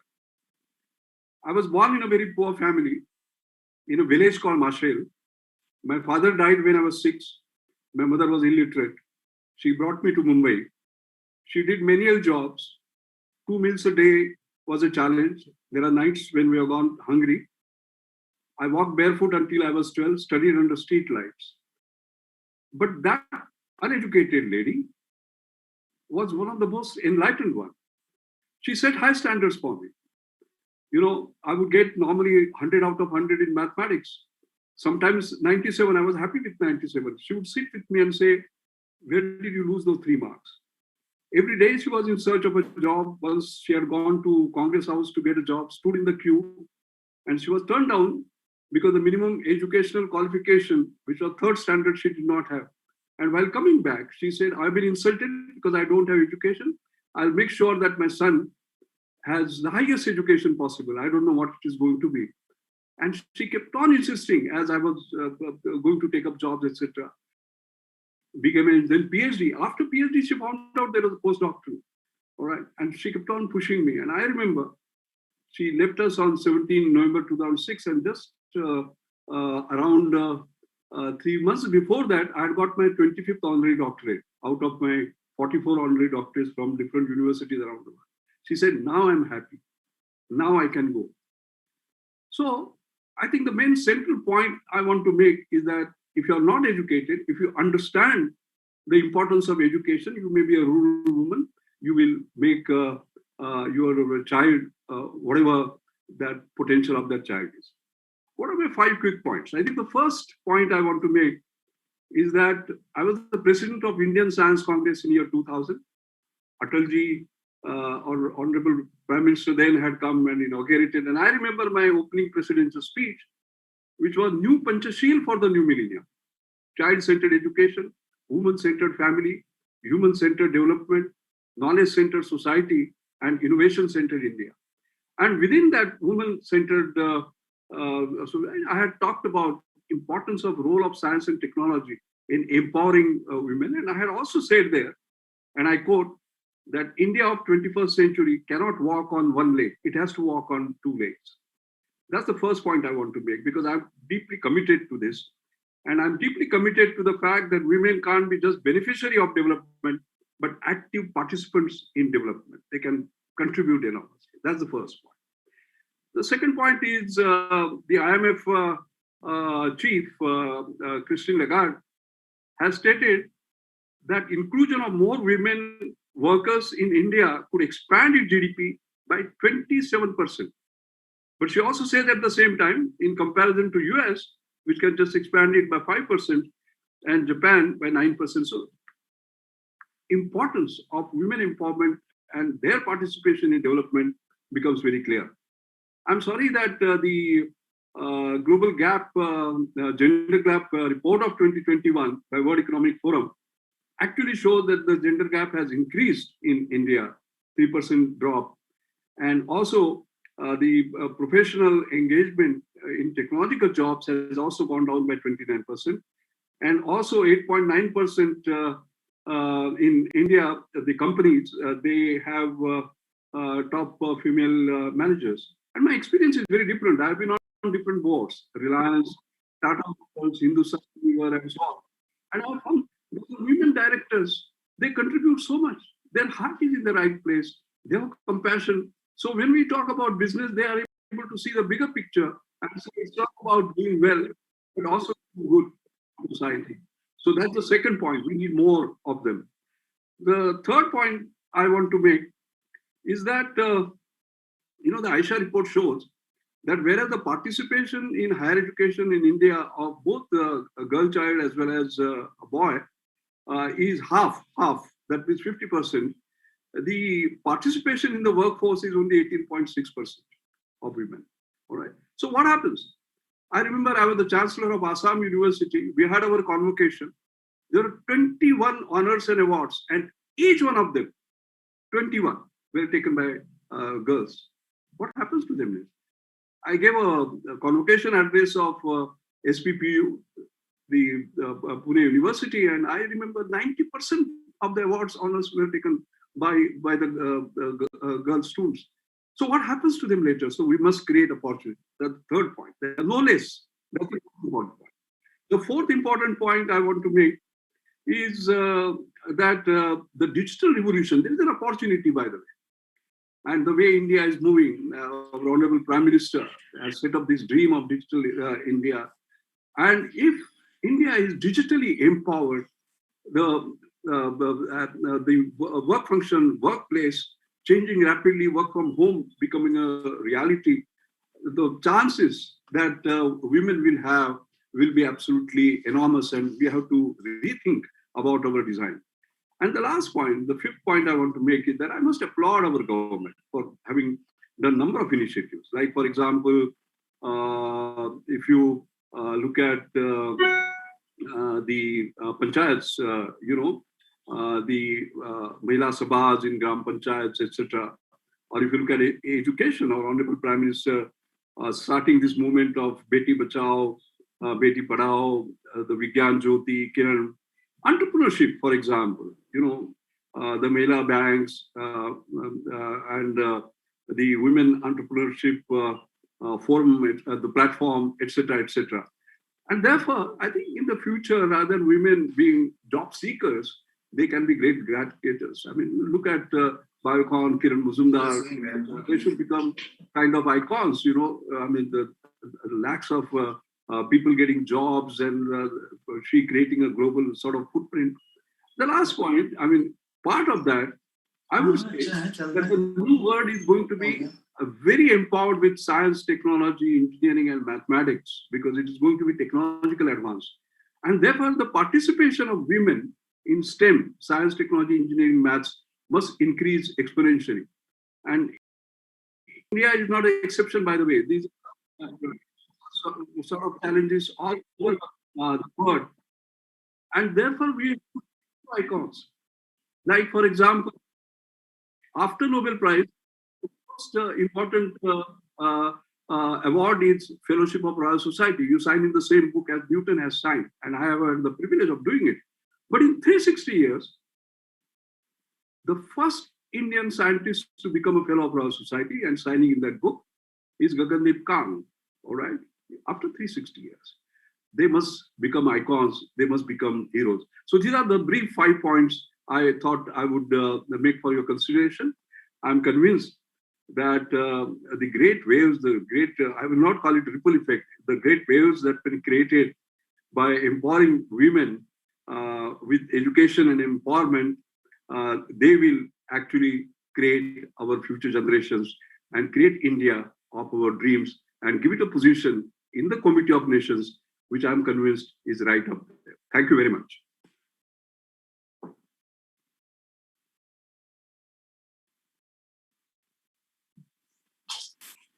Thank you so much.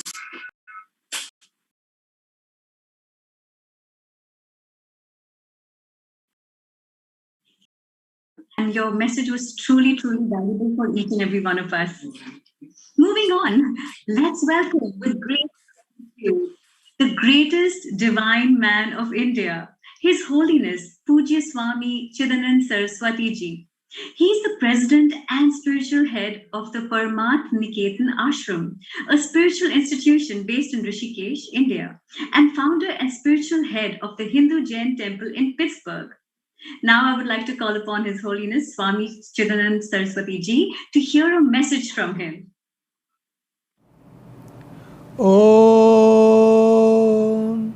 Ya Devi Sarvabhuteshu Shakti Rupena Sanstita Namastasyai Namastasyai Namastasyai Namo Namaha Om Shanti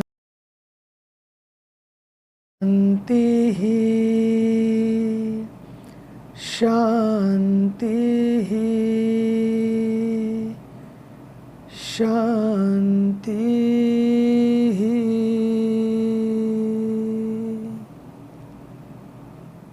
आज अंतर्राष्ट्रीय बेटी दिवस के एक दिन पूर्व और नवरात्रि के पावन अवसर पर मेड्सकेप इंडिया द्वारा आयोजित इस ऑनलाइन वेबिनार में उपस्थित हमारे बड़े ही सम्माननीय जीवन में तपस्वी का जीवन जीने वाले लेकिन राष्ट्र हित को अपने दिल में संजोए जो भी पद मिले उन सब से केवल एक ही भाव इदम राष्ट्राय स्वाहा इदम नमम ऐसे दिव्य भाव को सदैव लक्ष्य बनाकर अपने जीवन को राष्ट्र को समर्पित करने वाले मेरे प्रिय आदरणीय अभिन्न माननीय श्री महाराष्ट्र के राज्यपाल श्री कोश्यारी जी, डॉक्टर सुनीता दुबे एवं सभी चिकित्सकों को और सभी मेरी बहनों और भाइयों को आज माँ गंगा के पावन तट से परमार्थ निकेतन ऋषिकेश से माँ गंगा के अनंत आशीर्वाद। हमारी प्रिय सुनीता जी बहुत प्यारे प्यारे कार्यक्रम करती रहती है, अमेजिंग शक्ति है उनमें। भगवान करे ये शक्ति, ये ऊर्जा सदैव गंगा के पावन प्रवाह की तरह उनमें प्रवाहित रहे। मेरा मानना है कि घर में बेटा हो या बेटी, दोनों से ही ये जहान रोशन होता है। बेटी हो या बेटी, बेटा हो या बेटी, दोनों की प्रत्येक कोशिका में समान चेतना और संवेदनाएं प्रवाहित होती हैं। इसलिए दर्द और पीड़ा का अनुभव भी दोनों को ही होता है। बस इसी सोच के साथ अपने बच्चों की हम परवरिश करें तो समाज में लिंग समानता बनी रहेगी। नहीं तो ये जो भेदभाव है ना, ये टूटना चाहिए। और जिनके पास संतान के रूप में बेटे हैं, वो माता पिता अपने बेटों को लड़कियों का सम्मान करना सिखाएं। लिंग आधारित समानता का व्यवहार करना हम उन सबको सिखाएं। लिंग आधारित भेदभाव से ऊपर उठकर स्वच्छ मानसिकता से उनका पालन पोषण करें। बेटियों को दुनिया में लाने, जीवन देने, शिक्षा, स्वास्थ्य, पोषण के साथ उन्हें अपने अधिकारों के बारे में जागरूक करने के लिए हम सभी को अपनी सोच को बदलना होगा। कई क्षेत्रों में आज भी बेटियों को अपने दैनिक जीवन में कितनी पीड़ाओं और असमानताओं का सामना करना पड़ता है। इसलिए बेहतर शिक्षा, बेहतर स्वास्थ्य तक उनकी पहुंच बनानी होगी हमें। तभी महिला सशक्तिकरण संभव हो सकेगा। बेटियों को गुणवत्तापूर्वक समान शिक्षा उपलब्ध कराने के लिए हमारे देश के यशस्वी, तपस्वी, ऊर्जावान, कर्मयोगी माननीय प्रधानमंत्री जी, what a man of action, a man of mission, a man of vision, a man of wisdom, amazing commitment, dedication and devotion for the nation. उन्होंने ना जाने इस देश के लिए अपने आप को जिस तरह से समर्पित किया है, तरह तरह के कार्यक्रम चलाए हैं। उनमें बालिकाओं के लिए समग्र शिक्षा और हर क्षेत्र में सक्रिय भागीदारी सुनिश्चित करने के लिए समाज को बार बार उद्बोधित किया है। और समाज को भी अपनी सोच को बदलना होगा।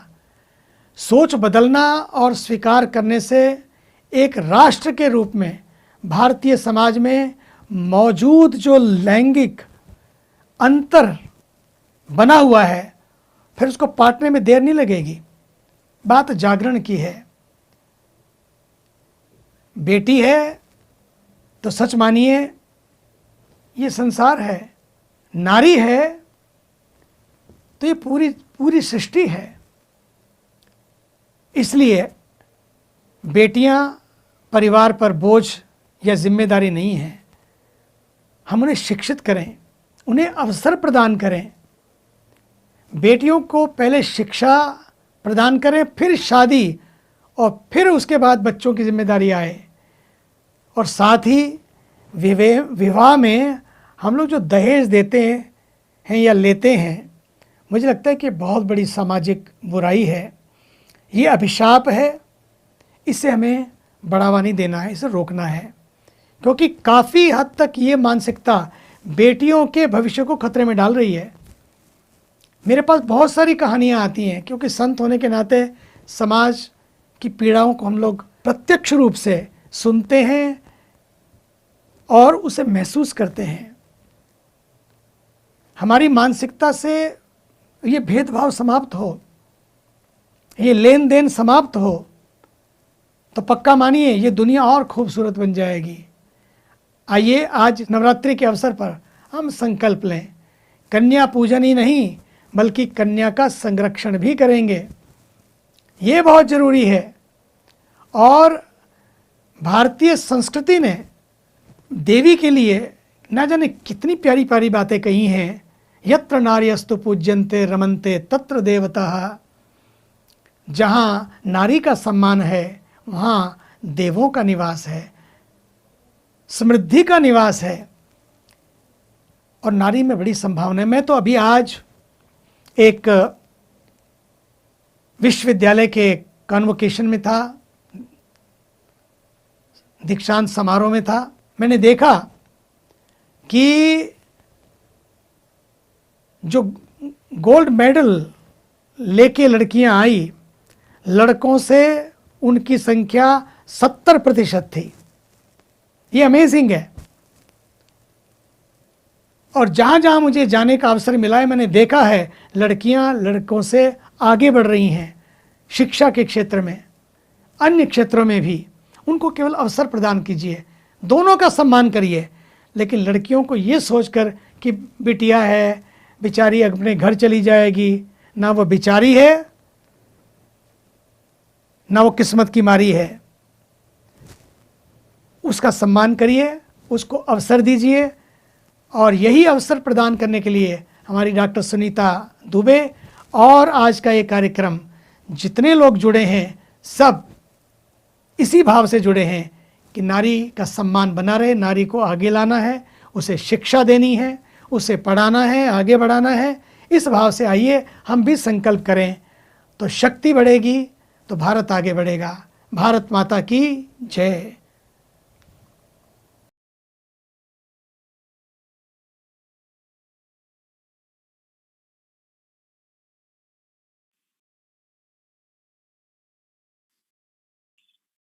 Very smiling.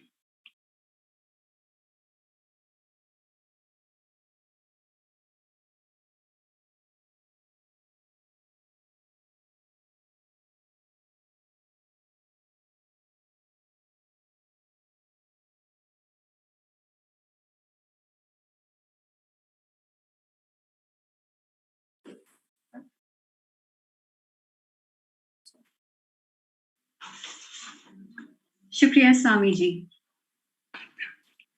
Now let's welcome Honorable Health Minister of Maharashtra, Shri Rajesh Tope. During the COVID-19 pandemic, he led the corona fight like a real warrior and was triumphant in this battle. His work is even recognized by WHO. So let's give a round of applause as we welcome Shri Rajesh Tope. Thank you. Honorable His Highness Governor of Maharashtra, Bhagat Singh Koshyari ji, Honorable Anant Mashelkar ji, Raghunath ji Mashelkar ji, Honorable Pujya Swami Chitanand Saraswati ji,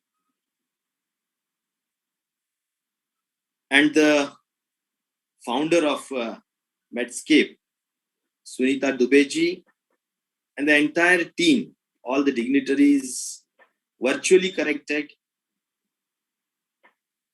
and my dear friends, it's indeed a great privilege and special pleasure to be a part of this very important event of Medscape, especially for on the topic of 13th Save the Girl, Child and Women Empowerment Campaign. So at the outset, I wish to congratulate Medscape and the entire team led by Sunita Dubey ji, a passionate and a very capable leader, especially for the social work and particularly for all the social work related to the healthcare, Save the Girl, Child, Women Empowerment, etc., etc. I want to, I'm witness that in the pandemic situation. Am I audible? Am I audible? Am I audible?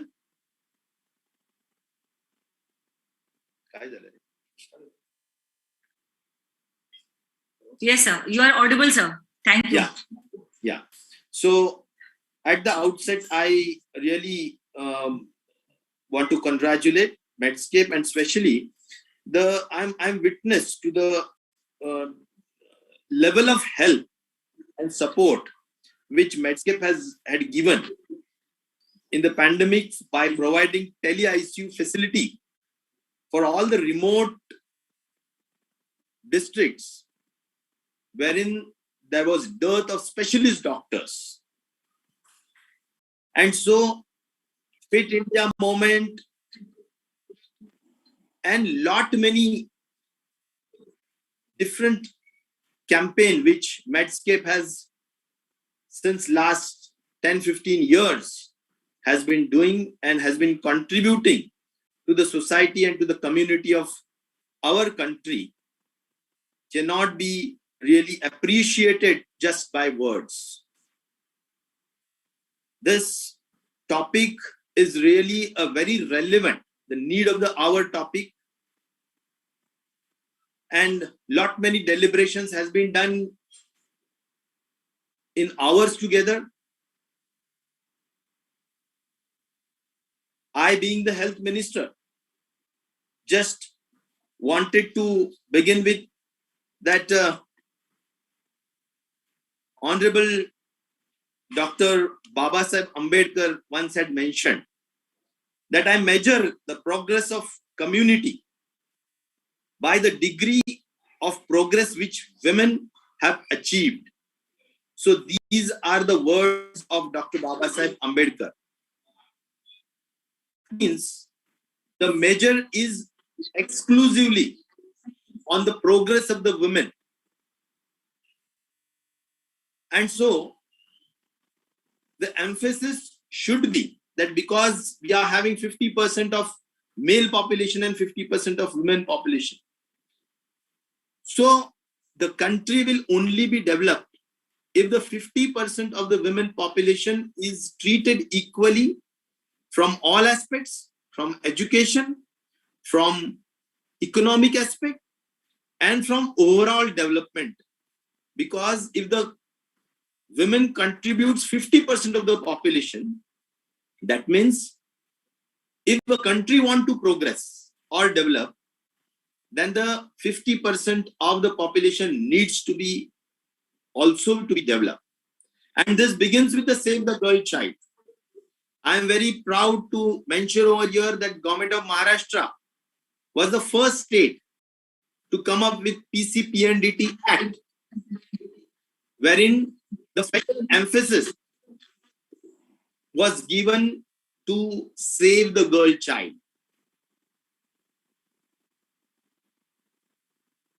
Actually, a lot of legislation has been done, but still the ratio of the sex ratio of the girl to boy is still 924 to 1000. So we have to go a long way ahead to reach the number sex ratio.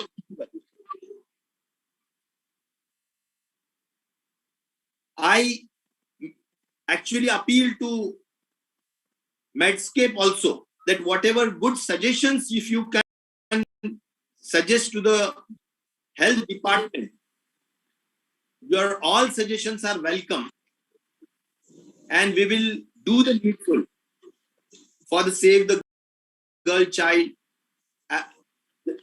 this important topic. On the empowerment of women, it's always seen that, of course, our honorable leader, even Sharad Pawarji, when he was chief minister, there was a reservation specially made for education, especially for entrepreneurship, especially for the women. Actually, the father and the husband, in both assets and properties, the women should have the right. So these are some of the very important legislation which has been passed by Government of Maharashtra as a progressive state.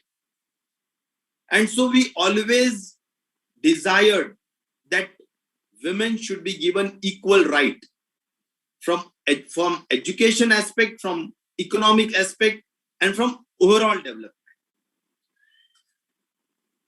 Actually, I just want to mention over here that IMR and MMR also are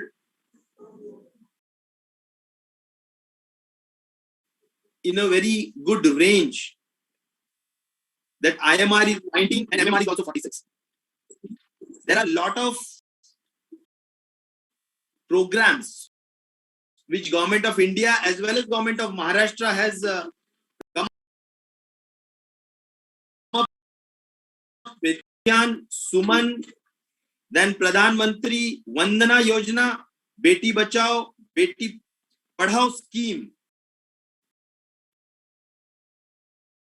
and Majhi Kanya Bhagyashri. These are some of the 5 important programs which are run by Government of Maharashtra for the overall empowerment of the women. Whatever has been mentioned by Dr. Dubey, the 10-point agenda also will be taken care that I assured this August in front of this August gathering. And in this important topic of save the girl child and women empowerment, we have to go a long way. And I assure that Government of Maharashtra will walk hand in hand with Medscape to achieve the goals. Thank you and all my best wishes. Thank you one and all.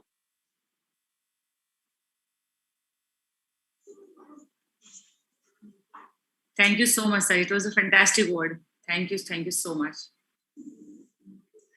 Thank you so much for your profound message. That truly meant a lot to all of us. Now, finally, let's welcome the first man of the state, a legend in himself, who's a seasoned politician with a successful socio-political career and has dedicated himself for the betterment of Maharashtra as the state governor.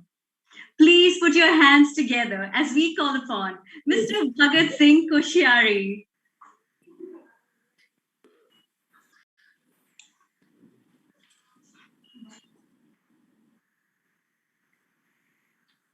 Medscape India के द्वारा आयोजित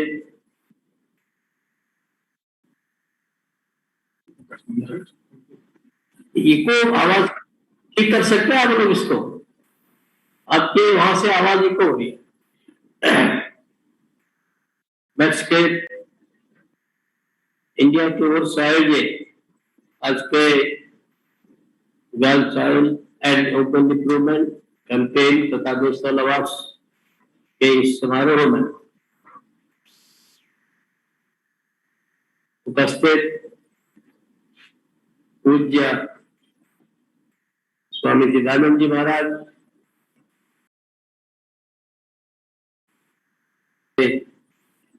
professor Mashelkar जी, राजेश टोपे जी और इस सारे कार्यक्रम की संयोजक प्राण आधारशिला डॉक्टर सुनीता दुबे जी और सभी उपस्थित सुन रहे मेरे श्रोतागण, मुझे लगता है कि मेरी बहुत सी बातें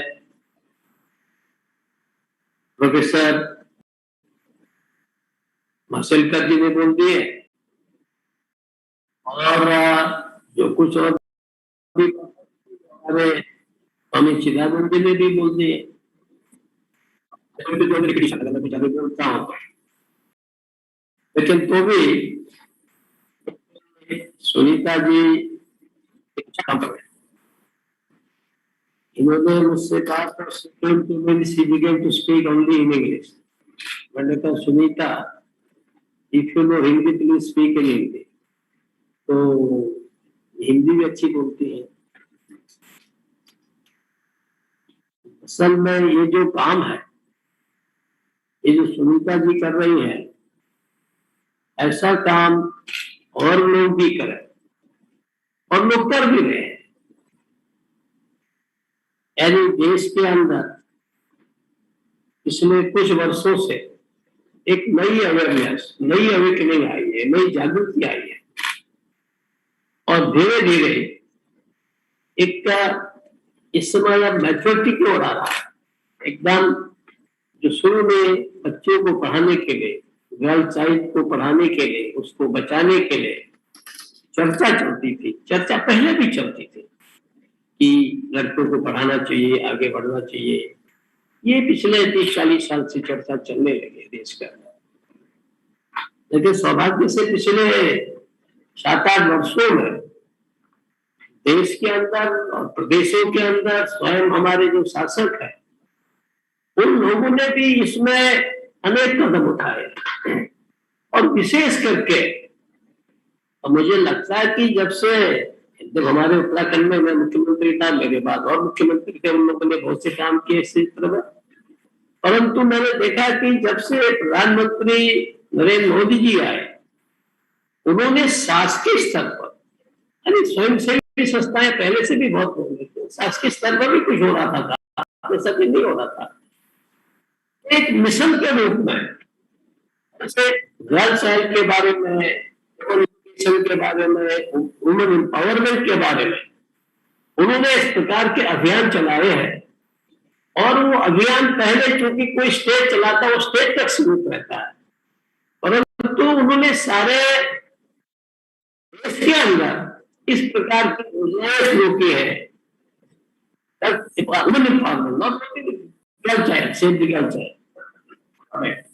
उसके लिए भी उन्होंने बहुत सी योजनाएं शुरू की है, क्या बैंक में अकाउंट खोलना महिलाओं का, चाहे उनके घर में टॉयलेट बना देने हो, चाहे उनके लिए मेडिकल सुविधाएं देने हो, उन्होंने कुछ इस प्रकार के अनेक योजनाएं शुरू की है सारे देश भर में और सेंट्रली स्पॉन्सर्ड। उसके कारण से एक प्रकार से वुमेन एम्पावरमेंट ये अब काफी आगे बढ़ चुका है और हमारी महिलाओं के लिए सारी योजनाएं बड़ी हैं और फिर उसमें स्टेट गवर्नमेंट से भी काफी आगे बढ़ करके काम करती है। पर ये जो आजकल एक प्रकार से जो सेव द गर्ल चाइल्ड, कभी कभी मुझे बड़ा अजीब सा लगता है। अब गाँव का आदमी हूँ, अभी माशंकर साहब बोल रहे थे, मुझे बहुत अच्छा लगा कि मेरी बात उन्होंने कैसे छीन ली पता नहीं, ये स्वामी जी छिने सुनते को समझ लेते, परंतु ये तो साइंटिस्ट है और उन्होंने मेरी बात ऐसे छीनी कि उन्होंने कहा कि भाई ये जो education is one thing and enlightenment is other thing and understanding is other thing. That is the basic point कि हमारी अंडरस्टैंडिंग क्या है। मैं बहुत बार कहता हूं कि हमारी माताएं बहनें इलिटरेट नहीं होंगी, वो हमारी माताएं बहनें, मेरी माता मेरी बहन पढ़ी लिखी थी नहीं कोई भी, लेकिन अगर मैं आज कंपेयर करता हूं तो मुझे बहुत से मामलों में लगता है कि मैंने पढ़ भी लिया, मास्टर डिग्री भी कर ली, अनेक स्थानों पर पहुंचते हुए MLA, MP, minister, chief minister, राज्यपाल बन गया हूं। और कभी कभी तुलना करता हूं तो मुझे लगता है कि they were far more educated than myself। वो मुझसे ज्यादा एजुकेटेड थी, वो मुझे से ज्यादा इलिटरेट थी, ऐसा मुझे लगता है। मुझे तब भी लगता था जब मैं पढ़ता था, इतना मुझे दुख होता था कि मेरी बहनें पढ़ी नहीं है। आज जब सेव द चाइल्ड कहते हैं तो मुझे लगता है कि आखिर ये क्या अनपढ़ों के बीच में बच्चों को मारने की या उनको छोड़ने की कोई परंपरा थी, या पढ़े लिखे लोगों से शुरू हुई। अब कल्पना कीजिए कि भगत सिंह कोश्यारी की 8 बहनें थी, 8 सिस्टर्स, एल्डर सिस्टर्स। तो नेवर रेज द क्वेश्चन कि सेव द चाइल्ड। मैं पूरे अपने ग्रामीण इलाके की बात कर सकता हूँ, पूरे उत्तराखंड की बात बोल सकता हूँ कि आज से 25-30 साल पहले तक उन गाँव में कभी खाई नहीं कभी सेव द गर्ल चाइल्ड, बल्कि लड़कियां घर में पैदा होना हम लोग बहुत अच्छा सोचते थे, समझते थे भाई चलो लड़की है, लड़के तो थोड़ा बदमाश भी हो जाते हैं, या आते हैं काम करते हैं और इनको ठीक से पालन पोषण करना चाहिए। एजुकेशन नहीं थी, एजुकेशन के साथ लड़कों के लिए कम था, फिर लड़कियों के लिए तो कोई बातें नहीं थी, तो टाइम वही ऐसा पीरियड था। तो एक प्रकार से हमको आज खोज करना होगा, and I think doctor Sunita should do some research in this matter. क्या है कि आखिर जो एजुकेशन बढ़ रही है, जो ये वॉइस की सेव द चाइल्ड, क्या ऐसा है?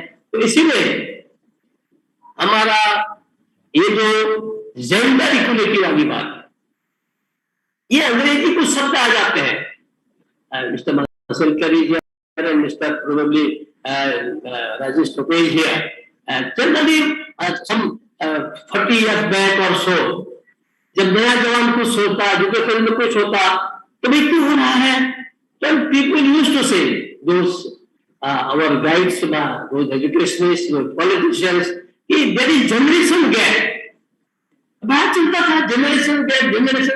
ये generation gap is always there from time immemorial. लेकिन यूज ऐसा शब्द होता है कि जनरेशन गैप ऐसा, जनरेशन गैप ऐसा, और आजकल एक ऐसे शब्द क्या आ गया है कि जेंडर इक्वलिटी। अरे जिस देश में हमारी बच्चियों को मां कहा गया है, हमारी हर बच्ची मां के स्वरूप में है, उसको क्यों भाव को नहीं जगाते हो कि नहीं ये मां है, ये मां का स्वरूप है। और हम लोग गौरा की पूजा करते हैं, बच्चियों को पांव धोते हैं, तो पूजा करते हैं नवरात्रि में, तो लास्ट में छोटी जो कन्याएं होती हैं उनकी पूजा करते हैं।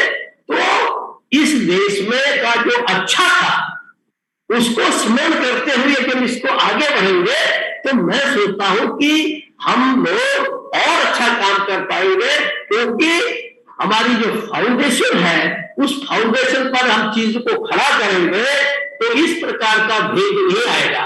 आज तो एक प्रकार जैसे पहले लड़के लड़कियों के बीच में एक प्रकार का भेद खड़ा किया गया, चाहे पढ़े, लेकिन ऐसे ही मान लो एक नया भेद खड़ा कर रहे हैं।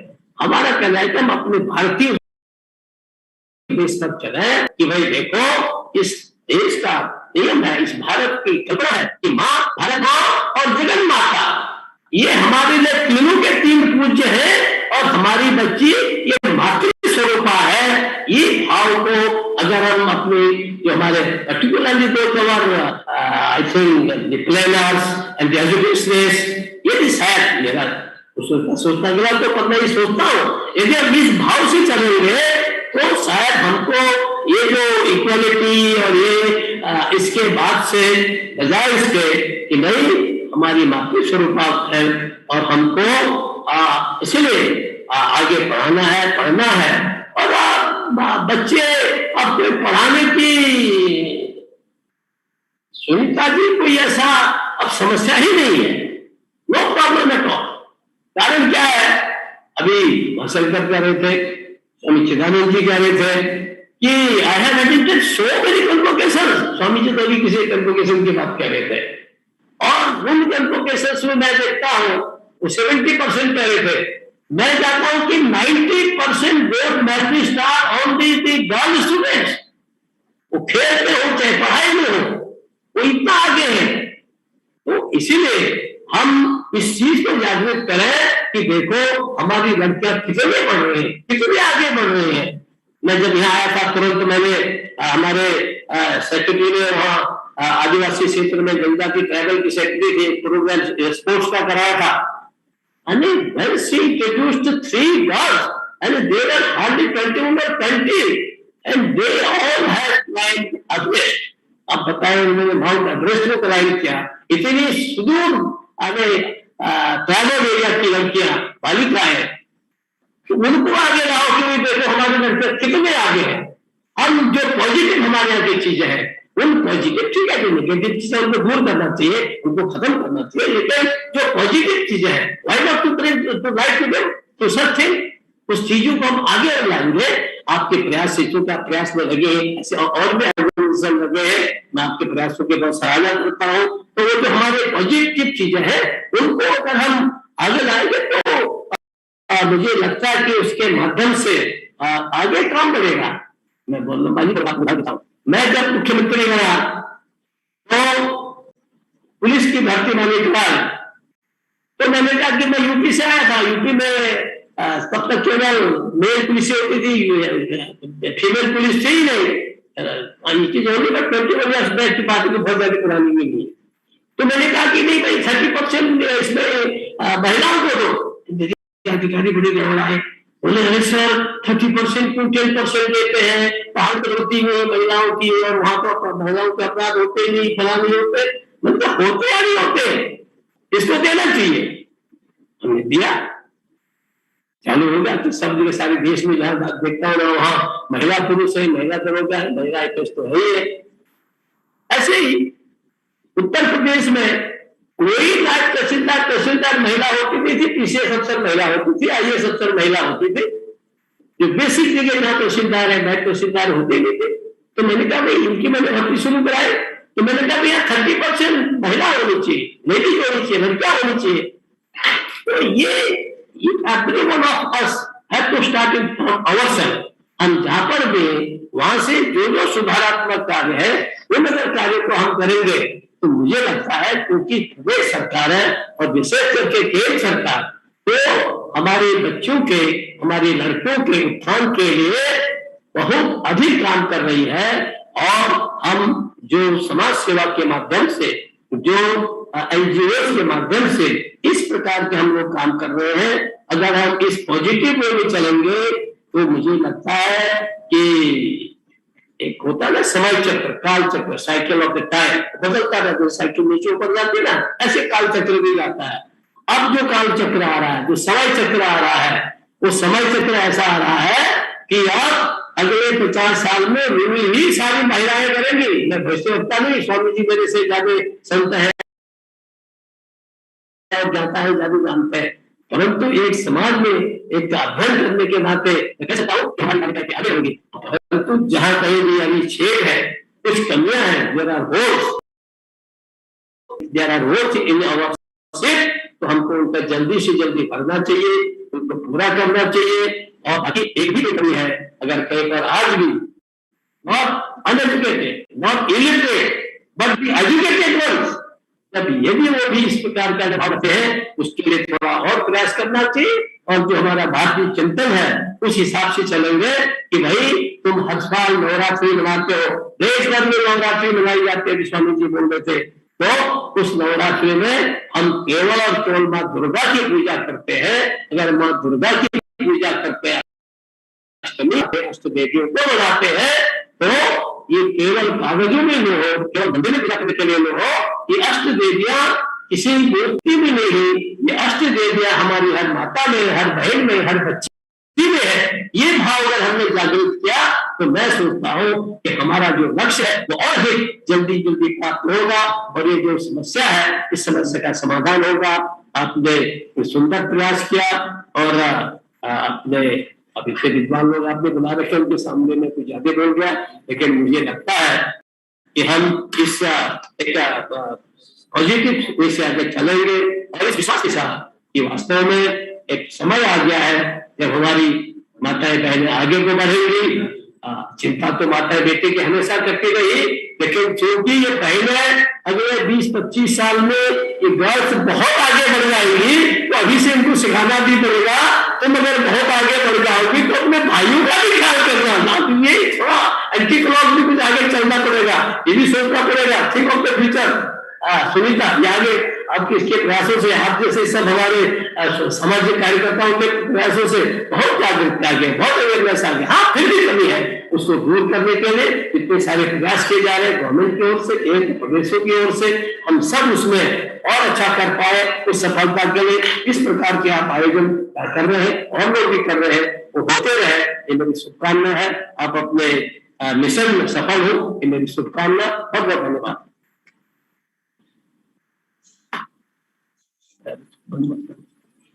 Thank you so much. आपके कहने पे हम लोगों ने वो होम टू टोम जो प्लेज है हमारा, save the girl child to home to tome, उसको हमने हिंदी में बना दिया है, गर्भ से धरा तक। सो आपका आशीर्वाद चाहिए इसमें। और हमारे जितने भी डॉक्टर आपसे मिले उस दिन आपके गवर्नर हाउस में, जिस तरह से आपने हमको इनवाइट किया, जिस तरह से हमारे ट्रॉफी को रिलीज किया, प्लेज को रिलीज किया, बहुत ही अच्छा लगा। I must say thank you very much for this. Thank you so much for your encouraging words, sir, and thank you, ma'am. Okay, so now finally, as we end on this wonderful day, I would now like to request Miss Radhika Nath, Organizing Committee, Medscape India, to present the vote of thanks. Good evening, everyone. I would like to take this opportunity to thank all our dignitaries. His Excellency Shri Bhagat Singh Koshyari, Governor of Maharashtra, Shri Rajesh Tope, Honorable Minister of Public Health, Maharashtra, Shri Raghunath Anand Mashelkar, former Director General, CSIR, and Pujya Swami Chidanand Saraswati, for gracing the occasion of the 13th year of Save the Child program and the 10th Medscape India National Awards with your presence. We are highly indebted to your support towards saving the girl child, women's health and empowerment, causes which Medscape India Aryan Medical Trust has been relentlessly working on for the last 18 years. Medscape India embarks on its 13th year of Save the Girl Child initiative, first conceived by Dr. Sunita Dubey in 2008. A renowned radiologist, philanthropist, and social worker, Dr. Dubey has made it her life's mission to provide basic healthcare and education facilities for the marginalized sections of our society, with a special emphasis on poor women and children. Her extraordinary work has changed the lives of thousands of women and helped them attain higher education and better access to health treatments for themselves and their families. The organization is a torchbearer.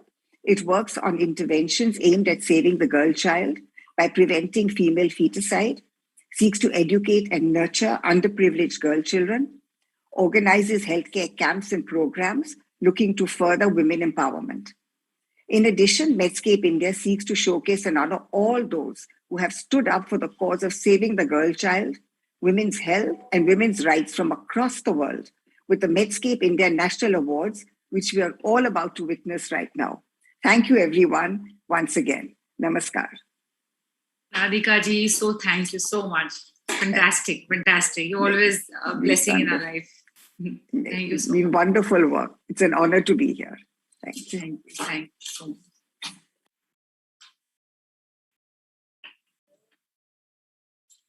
Thank you so much, ma'am, for that lovely message. That was truly wonderful. And I'd like to thank everyone who took the time to be here today and make it so special for each and every one of us.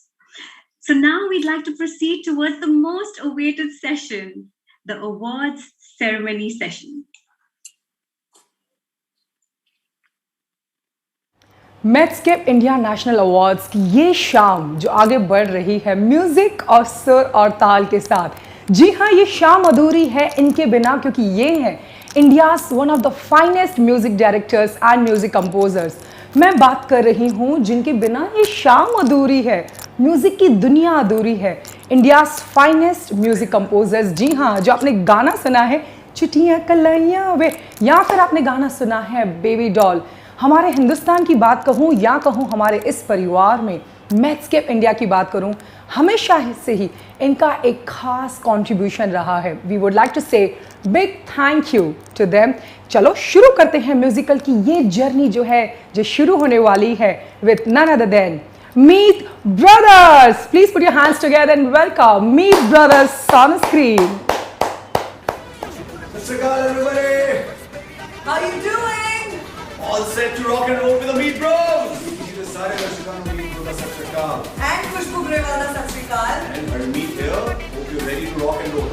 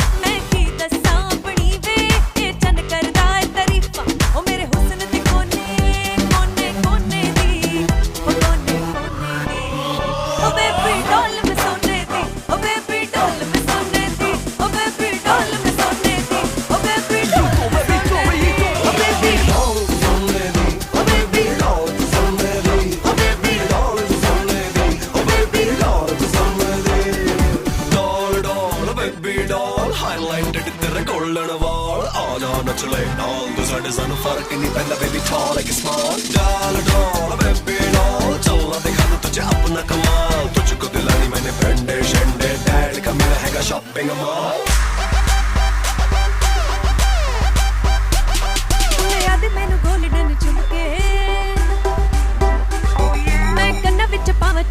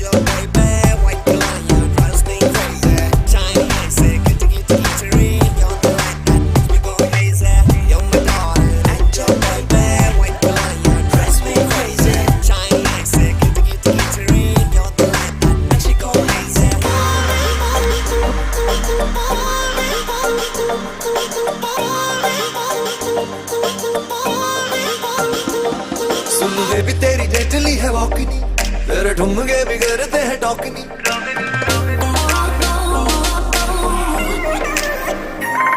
Soon baby तेरी deadly है वॉकनी तेरे ठुमके भी करते हैं टॉकनी सुन baby तेरी deadly है वॉकनी तेरे ठुमके भी करते हैं टॉकनी ओ दिल कर देखी जाऊं तेरी आवाज़ को नजर मिला दो सही दिल दिया है जहां भी तुझे देंगे दिल दिया है जहां भी तुझे देंगे तू एक बारी आना सही दिल दिया है जहां भी तुझे देंगे तू एक बारी आना सही दिल दिया है जहां भी तुझे देंगे तू नजर मिला दो सही तू एक बारी आना सही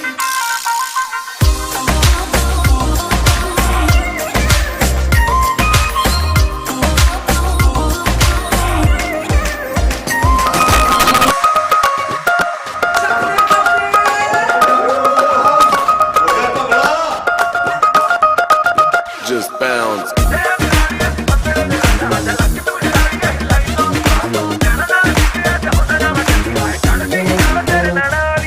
नचदे टपदे तेरे नाल सोहणिया वे खुल गए ब्लैक कलर दे मेरे बाल सोहणिया वे नचदे टपदे तेरे नाल सोहणिया वे खुल गए ब्लैक कलर दे मेरे बाल सोहणिया वे तू कितना मैनू दिल जो ऑफर तू कितना मैनू दिल जो ऑफर झटपट मैं बन गई ओ मुंडिया दी कुड़ियां दी ओ मुंडिया दी कुड़ियां दी ओ मुंडिया दी कुड़ियां दी गल बन गई ओ बन गई मुंडिया दी कुड़ियां दी अख लड़ गई ओ लड़ गई लड़ गई लड़ गई ओ मुंडिया दी कुड़ियां दी गल बन गई ओ बन गई गल बन गई ओ मुंडिया दी कुड़ियां दी अख लड़ गई ओ लड़ गई अख लड़ गई लड़ गई Hey girl, it's a romantic night. Boys and girls, we gonna move so tight. Everything's gonna feel so right. Just call for a Johnny Dub. Hey girl, it's a romantic night. Boys and girls, we gonna move so tight. Everything's gonna feel so right. Just call for a Johnny Dub.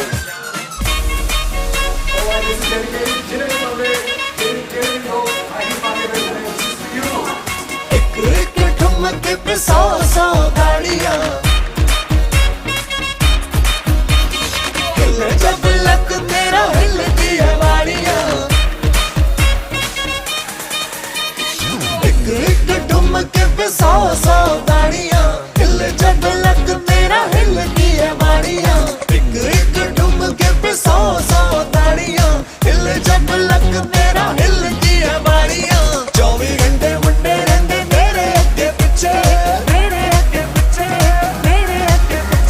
जद high heel ते नचे ता तू बड़ी नचे high heel ते नचे ता तू बड़ी नचे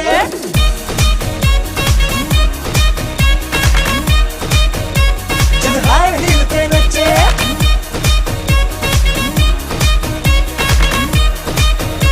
ता तू बड़ी नचे Alright guys, this song is dedicated to a very dear friend of ours. We're gonna miss him a lot. और ये गाना जो है this is dedicated to Sushant Singh Rajput and Salman Khan. This song is written for a movie. Ranga, dedication. दुनिया को खुद से अलग करके रख लूंगा तुझको मैं हक करके I wanna say मत ना सुनिए तेरे नाल नाल ने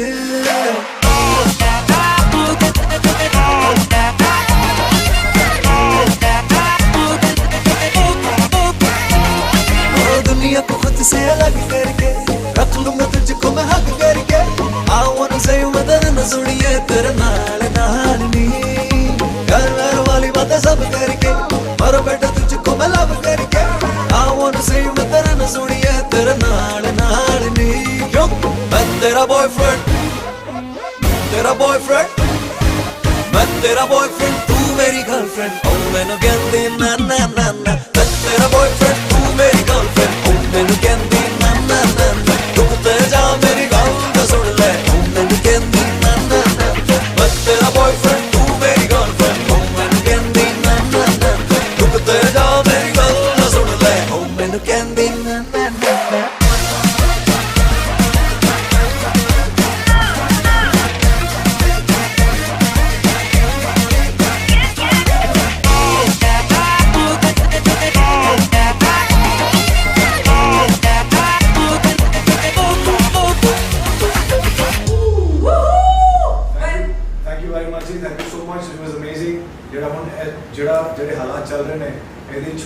PTC put together a show, and we were lucky to be on it.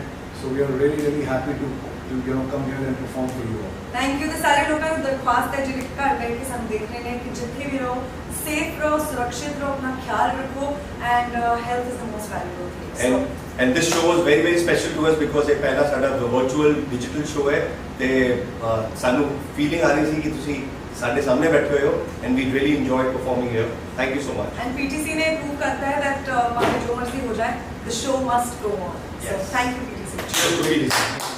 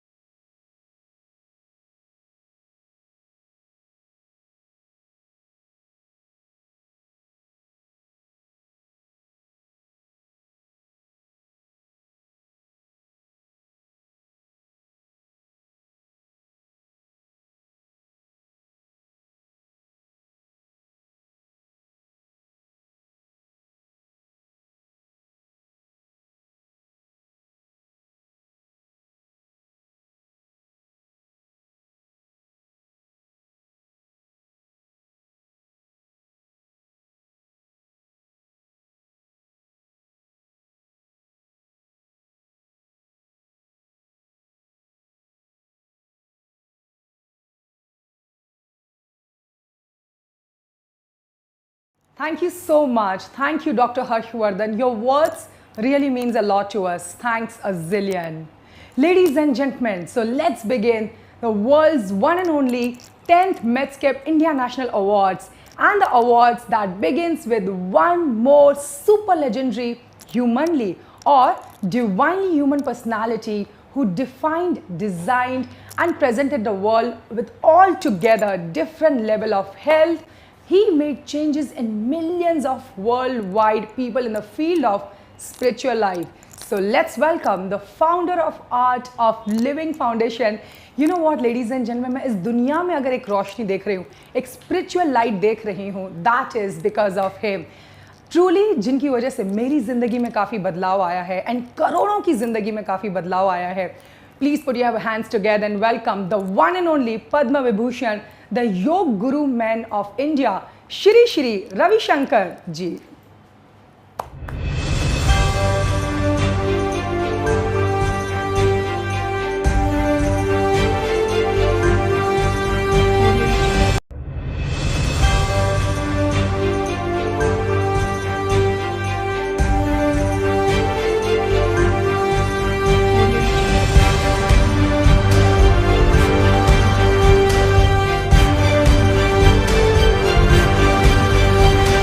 Health is the primary wealth and the ultimate wealth of mankind. And Medscape India has been doing tremendous work in saving girl child, in saving and caring the health of people in the remote corner of our country. I am so pleased to receive the Medscape India National Award, and I dedicate this award to all those, the frontline workers and those who are working as volunteers in the remote areas of our country. Art of Living Foundation and its sister organization IAHV have been engaged in saving girl child, in caring for women health throughout the nation, in fact throughout the world. And in this connection, I would like to mention that our doctors and healthcare professionals have taken so much risk, especially in this pandemic time. Day and night they have served our country, served our people and the world in all. I would like to request they all have to take care of themselves too. There is tremendous stress with the healthcare professionals, and meditation, yoga, these techniques will help them to a great extent to relieve stress and to re-energize oneself. We all have to think of a stress-free and violence-free society. You know, health is not just only physical, it's mental, emotional, behavioral and spiritual. And today we need this holistic health which nurtures all the aspects of human existence. I once again congratulate Medscape India and Dr. Sunita Dubey for taking this huge responsibility. Please be assured, myself and the entire Art of Living group of organizations are with you, and we will all work towards making this country disease-free, violence-free, tension-free, and we can all, visualize a happy society for this generation and coming generation. Namaste. 10th Medscape India National Awards, truly honored to honor you, Guruji. Thank you so much for your blessings. Now I would like to call India's renowned radiologist, philanthropist and social worker. Please put your hands together and welcome Dr. Sunita Dubey to seek blessings from Gurudev. Sri Sri Gurudev ji, thank you so much for joining today, and it is an honor not only to the Medscape India, the entire member of our medical fraternity, for you to be here. Thank you so much. Thank you very much. Thank you. We need all your blessing and support for the cause Save the Girl Child. Nobody can be as strong as you are doing it. So your Girl Child program, which you are doing already at your level, is also connected to our campaign. Thank you so much for joining this cause and supporting. Thank you very much. India की global identity योग ने बनाई है। उसी global connections को आगे बढ़ाते हुए हम ग्लोबल कैटेगरी अवार्ड्स की ओर बढ़ते हैं। Let's welcome our professor, not from Money Heist, but from Radiology Supreme Height, a prominent radiologist in London specializing in interventional oncology, interventional radiology and cancer tumor destruction, to name a few. He is at the cutting edge technology of radiology and a pioneer of his field using new methods against cancer.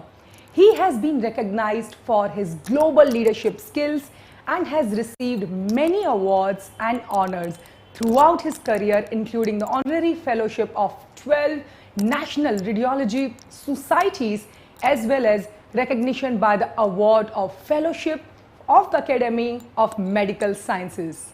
Ladies and gentlemen, he is a professor of interventional radiology, currently working in the cancer imaging department of the prestigious St. Thomas Hospital. So, ladies and gentlemen, please put your hands together to welcome and salute to none other than Professor Dr. Andy Adam.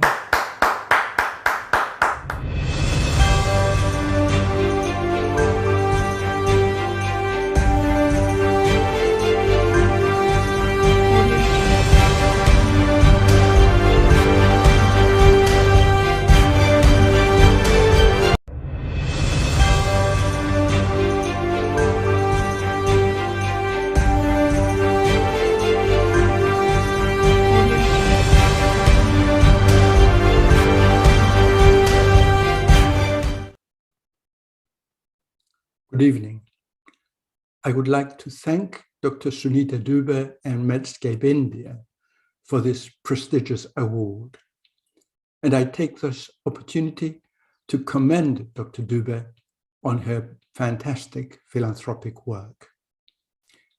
My links with India started in 1976 when I was a medical student with a visit of Professor Monapa Hegde to the cardiology department of our medical school. He was a fantastic, inspirational teacher. And when he offered the opportunity to visit Mangalore to learn more from him, I jumped at the chance. The visit was wonderful from every point of view. I learned a lot of medicine and was entranced by India. I returned to India with my wife more recently and was delighted to visit Mangalore, to meet Professor Monapa Hegde again, and to give a lecture in the same medical school where I had received part of my training all those decades ago. Interventional radiology in India is thriving, And I'm greatly honored that my work has been considered worthy of recognition by Medscape India. Thank you very much again for this wonderful award. She received the Visionary Leadership Award from the University of California and the US House of Representatives Acknowledgement for Accomplishments in Women's Health. Ladies and gentlemen, I think women and child healthcare is based in Herajene. You know what? It's said that it's time. So let's welcome with the greatest gratitude ever for this super lady, Dr. Conry Jain. Please put your hands together.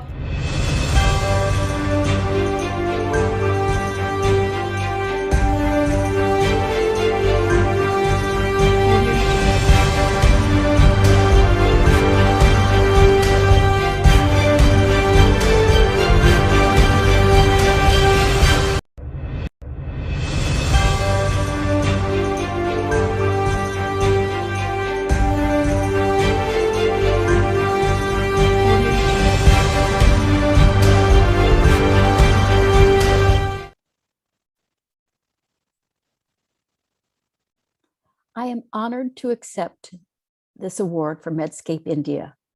What a powerful theme. Save the girl child and save the universe. 75 years of freedom and future of girl child.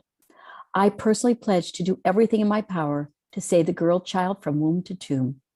I commend Dr. Sunita Dubey, Team Medscape India, and frontline workers who are associated with this campaign. Dr. Dubey, you are brilliantly leading efforts to revolutionize the healthcare sector, and your missions always seem to focus where the needs are, on empowering women. Congratulations on your work and your success in saving women and girls. I look forward to FIGO collaboration toward these efforts.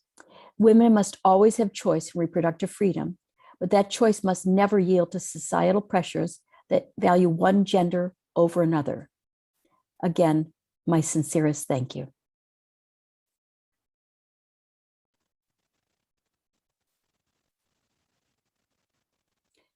"30 years ago, in a delivery room in Northern California, I was caring for a lovely couple. The mother-in-law was present, and the woman was pushing well. They were an Indian couple who had lived in the United States for 6 years.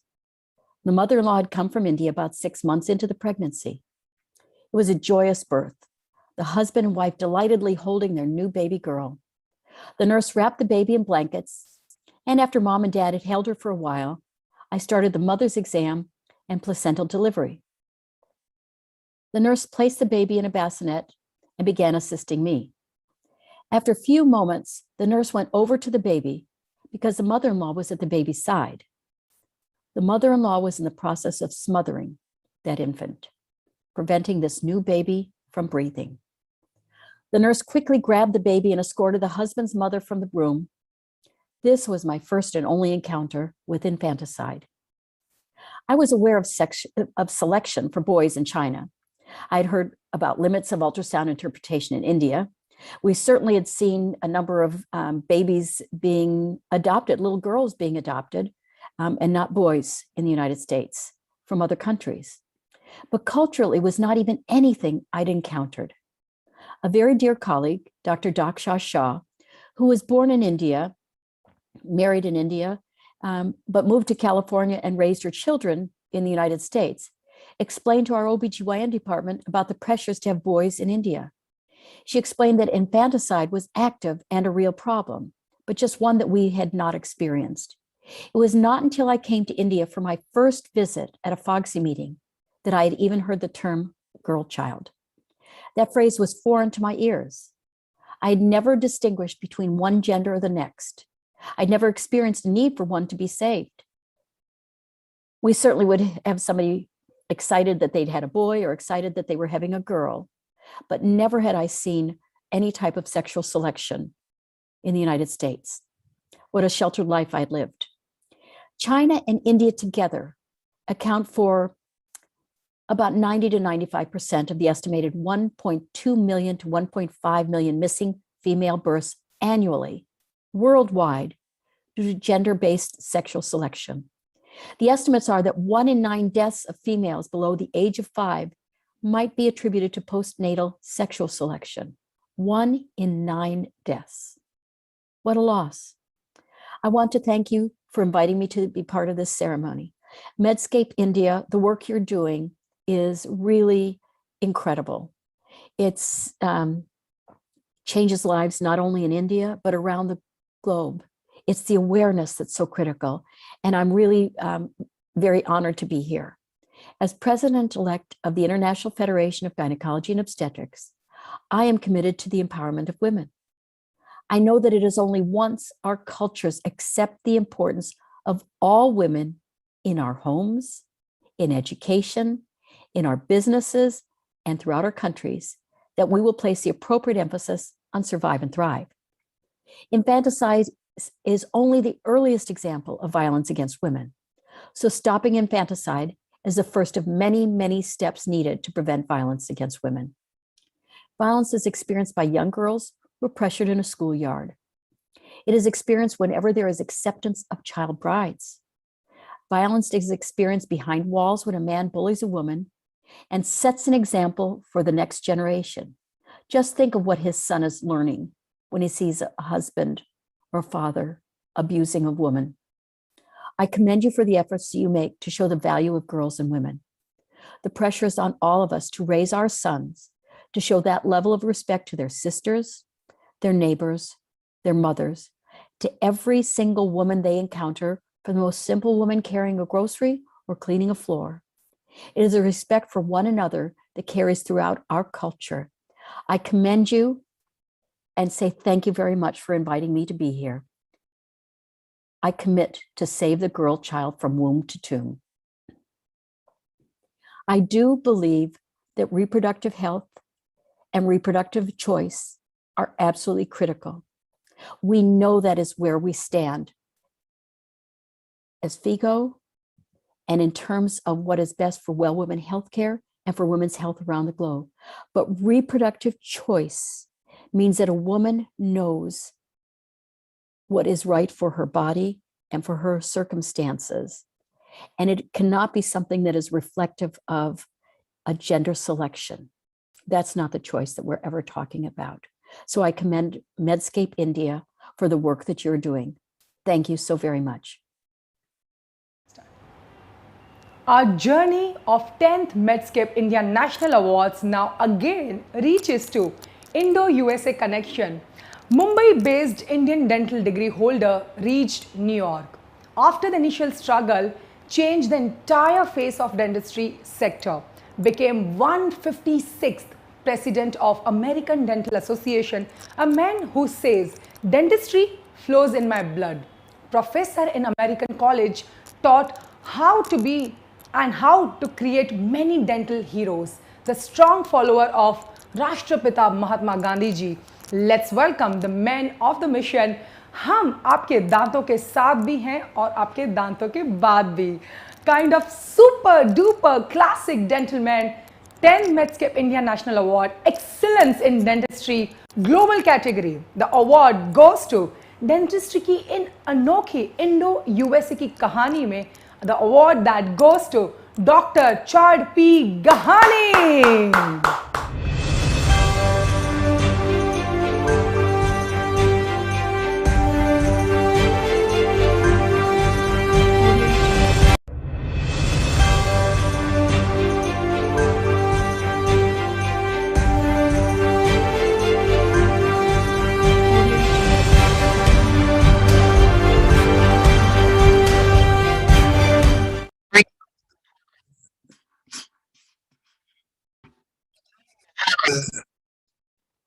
My name is Dr. Chad Gahani. I work for my wife, Dr. Rekha, who is a professor of dentistry and a member of New York State Board of Dentistry, and my daughter, Dr. Kiran, who is an orthodontist. When Dr. Kiran was born, we celebrated. We thought Goddess Lakshmi had entered our home and she brought lots of good luck. I worship Mata Saraswati, goddess of knowledge. I also worship Sheron Wali Mata for strength. India is a very religious country where women goddesses are worshipped. 21st century and still gender disparity? Do we really have equal platform for men and women? I denounce sex selective termination of pregnancy. We need to empower women more than ever before. Allow me to shed some light on oral health in women.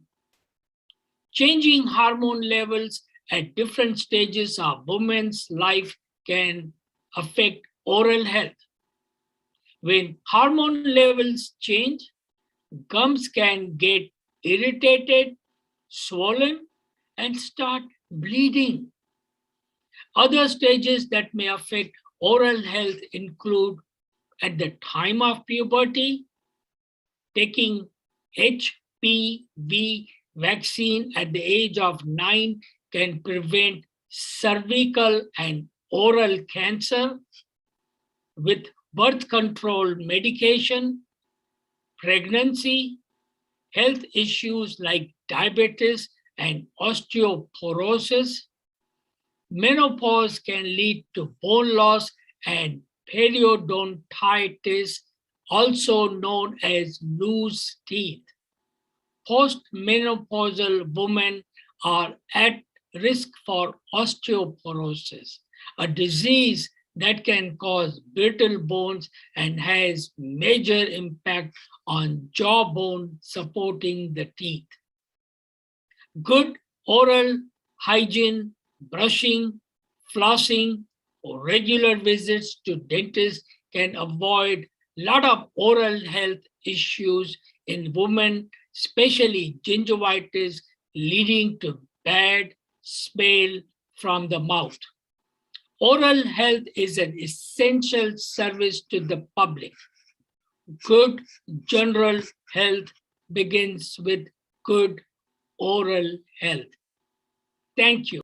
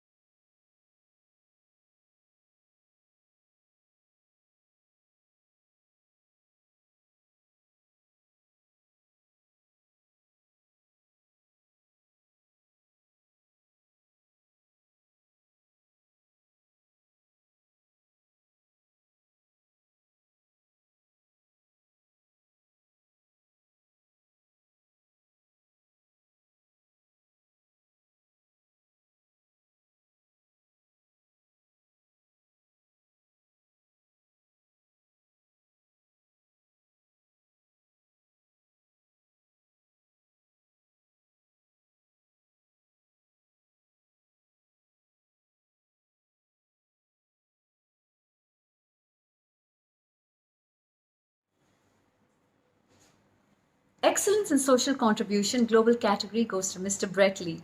Australian international cricketer Brett Lee donates a Bitcoin to Crypto Relief to help with the purchase of oxygen supplies for the hospitals across India, and he calls India his second home.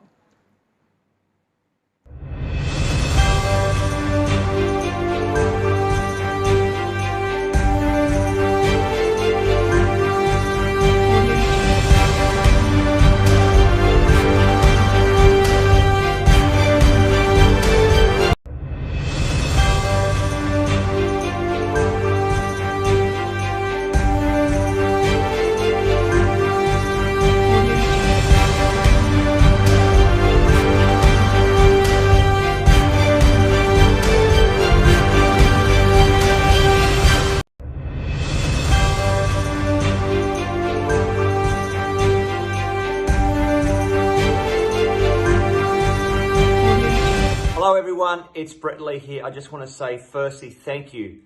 I'm so honoured and proud to accept this award. I also want to say congratulations to Dr. Dubey and her team, and of course Medscape India for all their consistent hard work with this campaign. Of course, we can't go without thanking the frontline workers. Keep up the great work, and once again, I'm truly honoured. Thank you very much. Have a great evening.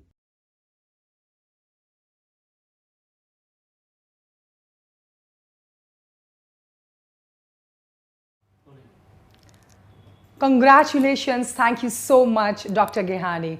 Struggle brings out best in you, and you are the live example of it. India is very proud of you, and so does Medscape India Parivar. Thank you very much. Let's come back to India, fly to one of the most green, naturally beautiful state of India, and that is Odisha. From the land of Emperor Ashoka, who eventually followed Buddha's path, that's the path of mental science. And here comes the men who have taken mental science to another level. Through his psychiatry is from the state of Odisha.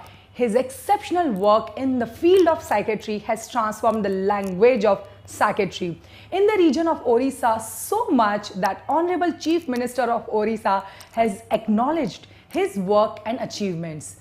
Truly master of his subject, psychotherapist, neurotherapist, and the psychiatrist man from Odisha. Excellence in Psychiatry Award goes to the purest mind and the soul like Puri and Kashi. Yes, please put your hands together and let's welcome Dr. Amrit Patto Joshi.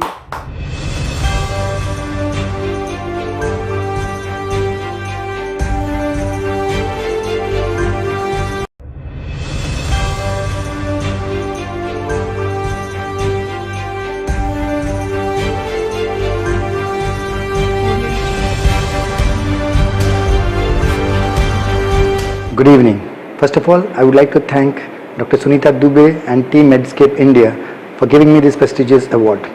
And I would like to take this opportunity to commend the great effort given by Medscape India and Sunita Dubey in empowering the girl child.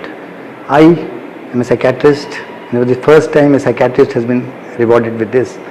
And coming from a state like Odisha, it's a matter of great prestige and indeed an honor to receive this. We as frontline warriors, due to the COVID, we had a lot of psychological issues. A lot of people who were going through anxiety, COVID-related stress, depression, not able to sleep properly. A lot of people had lost their own near ones, dear ones, going through a lot of psychological issues. And we psychiatrists, and I would represent the whole psychiatric community as a whole, we had taken maximum effort, maximum pain, and we have given a lot of effort in improving the mental health of the general public as well as the COVID affected population. So this is actually an honor to the whole psychiatric community, and I would be gracious enough to accept this. And I would take a pledge to save the girl child from womb to the tomb. Thank you. Excellence in Ayurveda goes to Vaidya Balendu Prakash, who is an Indian Ayurveda practitioner. Former physician to the President of India and the founder of Padav, a specialty Ayurvedic hospital in Dehradun. The Government of India awarded him the 4th highest civilian award of the Padma Shri in 1999.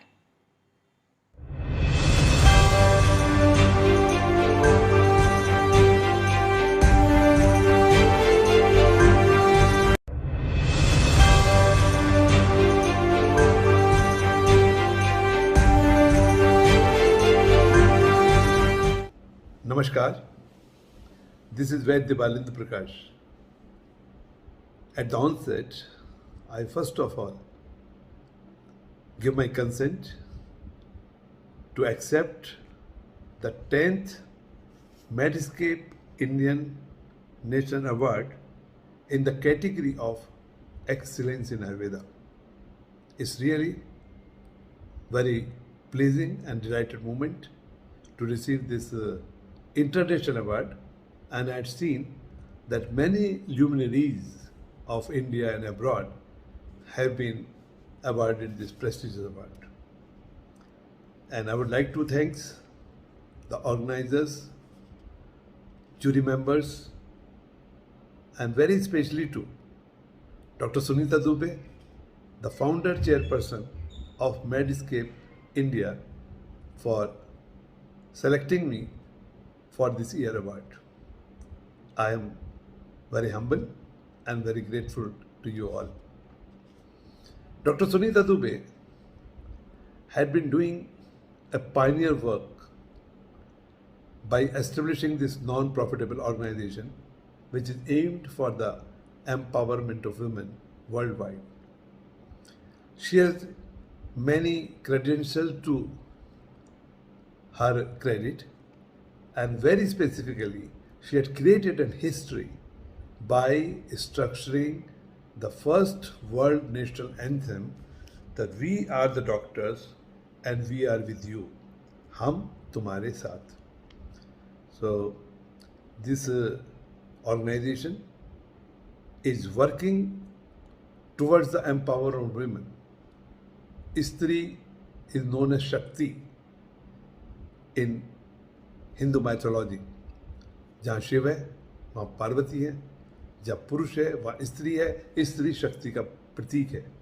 और when I am talking today, incidentally, this is Navratra, and I think India is the only country who worship women in different way. Navratra, every day women is in different form. Ya Devi Sarvabhuteshu Shakti Rupena Sanstita Namastasai Namastasai Namo Nama. So what it says that women is in the form of power, women in the form of creature, women in the form of this thing. So this organization, Medscape India, is very much working with the theme of our Vedas. Excellence in NGO in Health Global category goes to Australian international cricketer Steve Waugh. Steve Waugh Foundation is somewhere to turn for children and young adults with rare diseases. The former Australian cricket captain became associated with Udyan after a meeting with Mother Teresa inspired him to do charity work. Udyan feels like second home, and he is fondly known as Steve Da. And he has helped in education and training with 60 of the 100 children.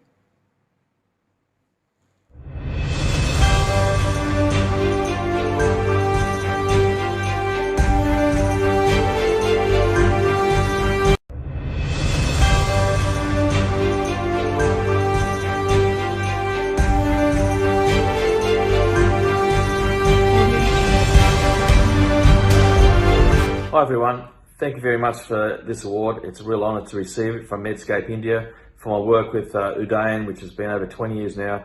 I've been privileged enough to see firsthand the enormous difference that this rehabilitation centre for kids who either have leprosy or their parents have leprosy does make, and I'm happy to play my small part in making that work as well as it does. To the team at Medscape India, to Dr. Sunita Dubey, to the frontline workers associated with your amazing program, Save the Girl Child, congratulations on the work you do. It's fantastic. You're changing people's lives for the better and giving kids opportunities which they deserve. All the best, and thank you again for the award. Cheers.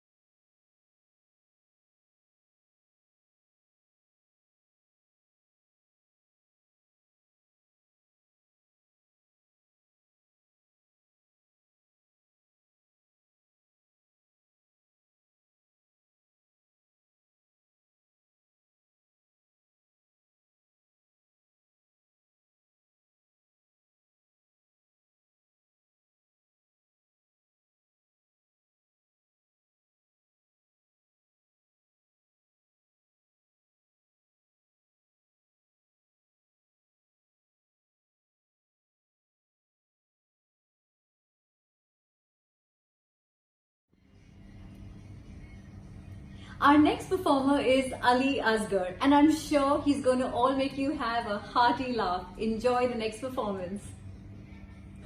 नमस्कार आदाब, मैं हूं अली असगर और बात बेटियों की होने जा रही है, इसलिए बात माँ से शुरू करूंगा, क्योंकि हर माँ कभी ना कभी बेटी जरूर होती है। दुनिया जहां कभी आबाद यहाँ नहीं होती, लहू में रिश्तों की सनसनी रवा नहीं होती, ये जिस्म, ये जान, ये सांसें सब उसी की तो है। आज मैं यहाँ नहीं होता अगर मेरी माँ नहीं होती। माँ यानी कि बेटी। आजकल नवरात्रि चल रही है, ये 9 दिन माँ को याद किया जाता है, यानी कि फिर बात यहाँ बेटियों की ही हो रही है, क्योंकि किसी भी पूजने वाले की पूजा इस नवरात्रि में तब तक पूरी नहीं होती जब तक 9 कन्याओं को भोजन कराकर उनका आशीर्वाद न लिया जाए।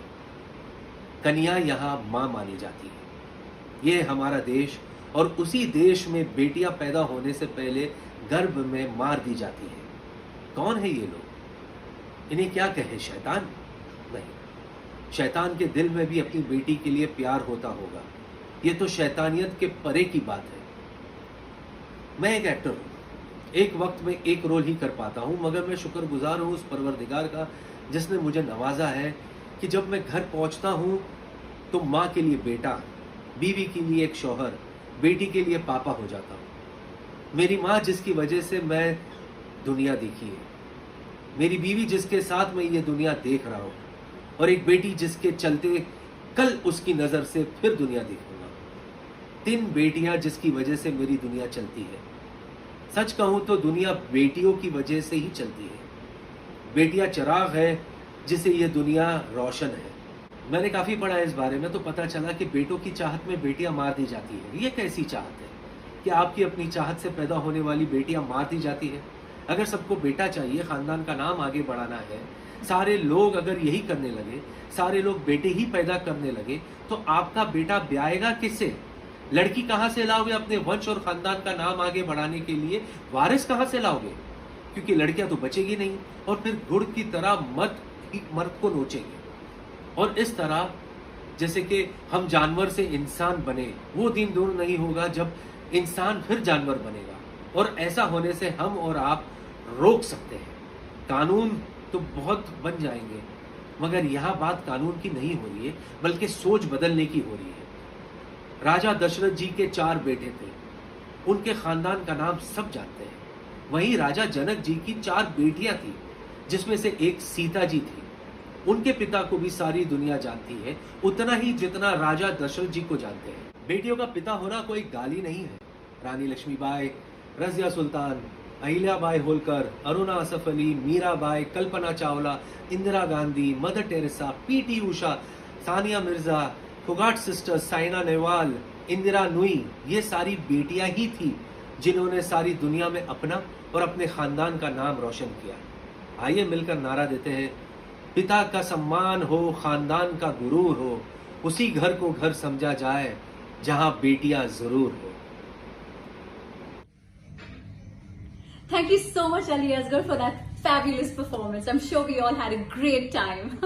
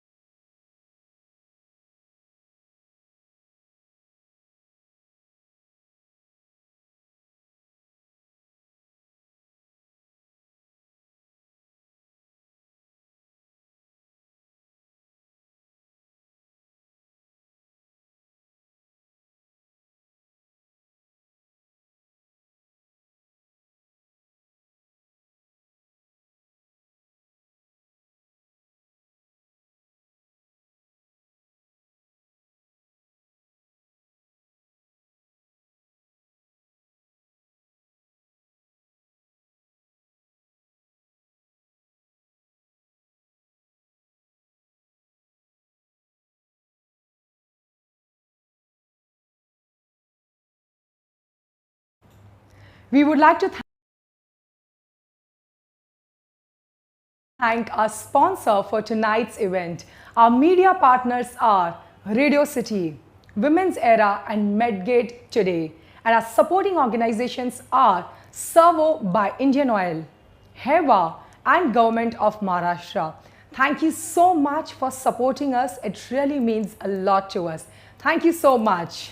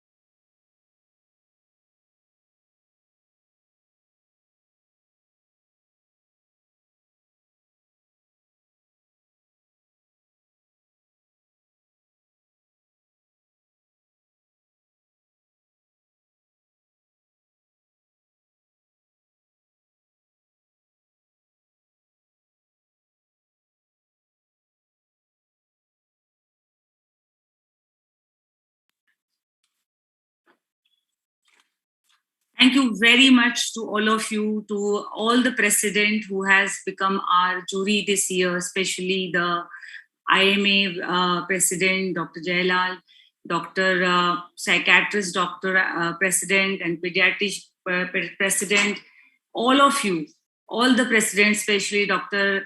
IDA President, National President Ravindraji, all of you, thank you very much. For the Karthikeyanji also, for former CBI director who is a part of entire program. I couldn't see you as a giving the award, but thank you very much. In fact, I would like to say thanks to all Dr. Mashlekar, to the Radhika Nathji, to our Priya from the Boston, the people who have contributed from the various, Rati Raman Singh, Brigadier Saab, then Harsh Sachdevji, all of you from organizing committee, from the Medscape India, from the hospital team, everybody, thank you so much. And Rajesh Topiji also for supporting us always strongly. If I forget anybody's name, please, thank you so much to all of them, even the AMC, Susmita Bhatnagar, all of you, thank you so much. And all our team, everyone, Dr. Ali Rani,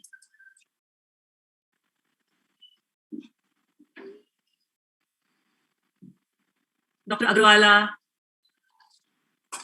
all of you, thank you very much.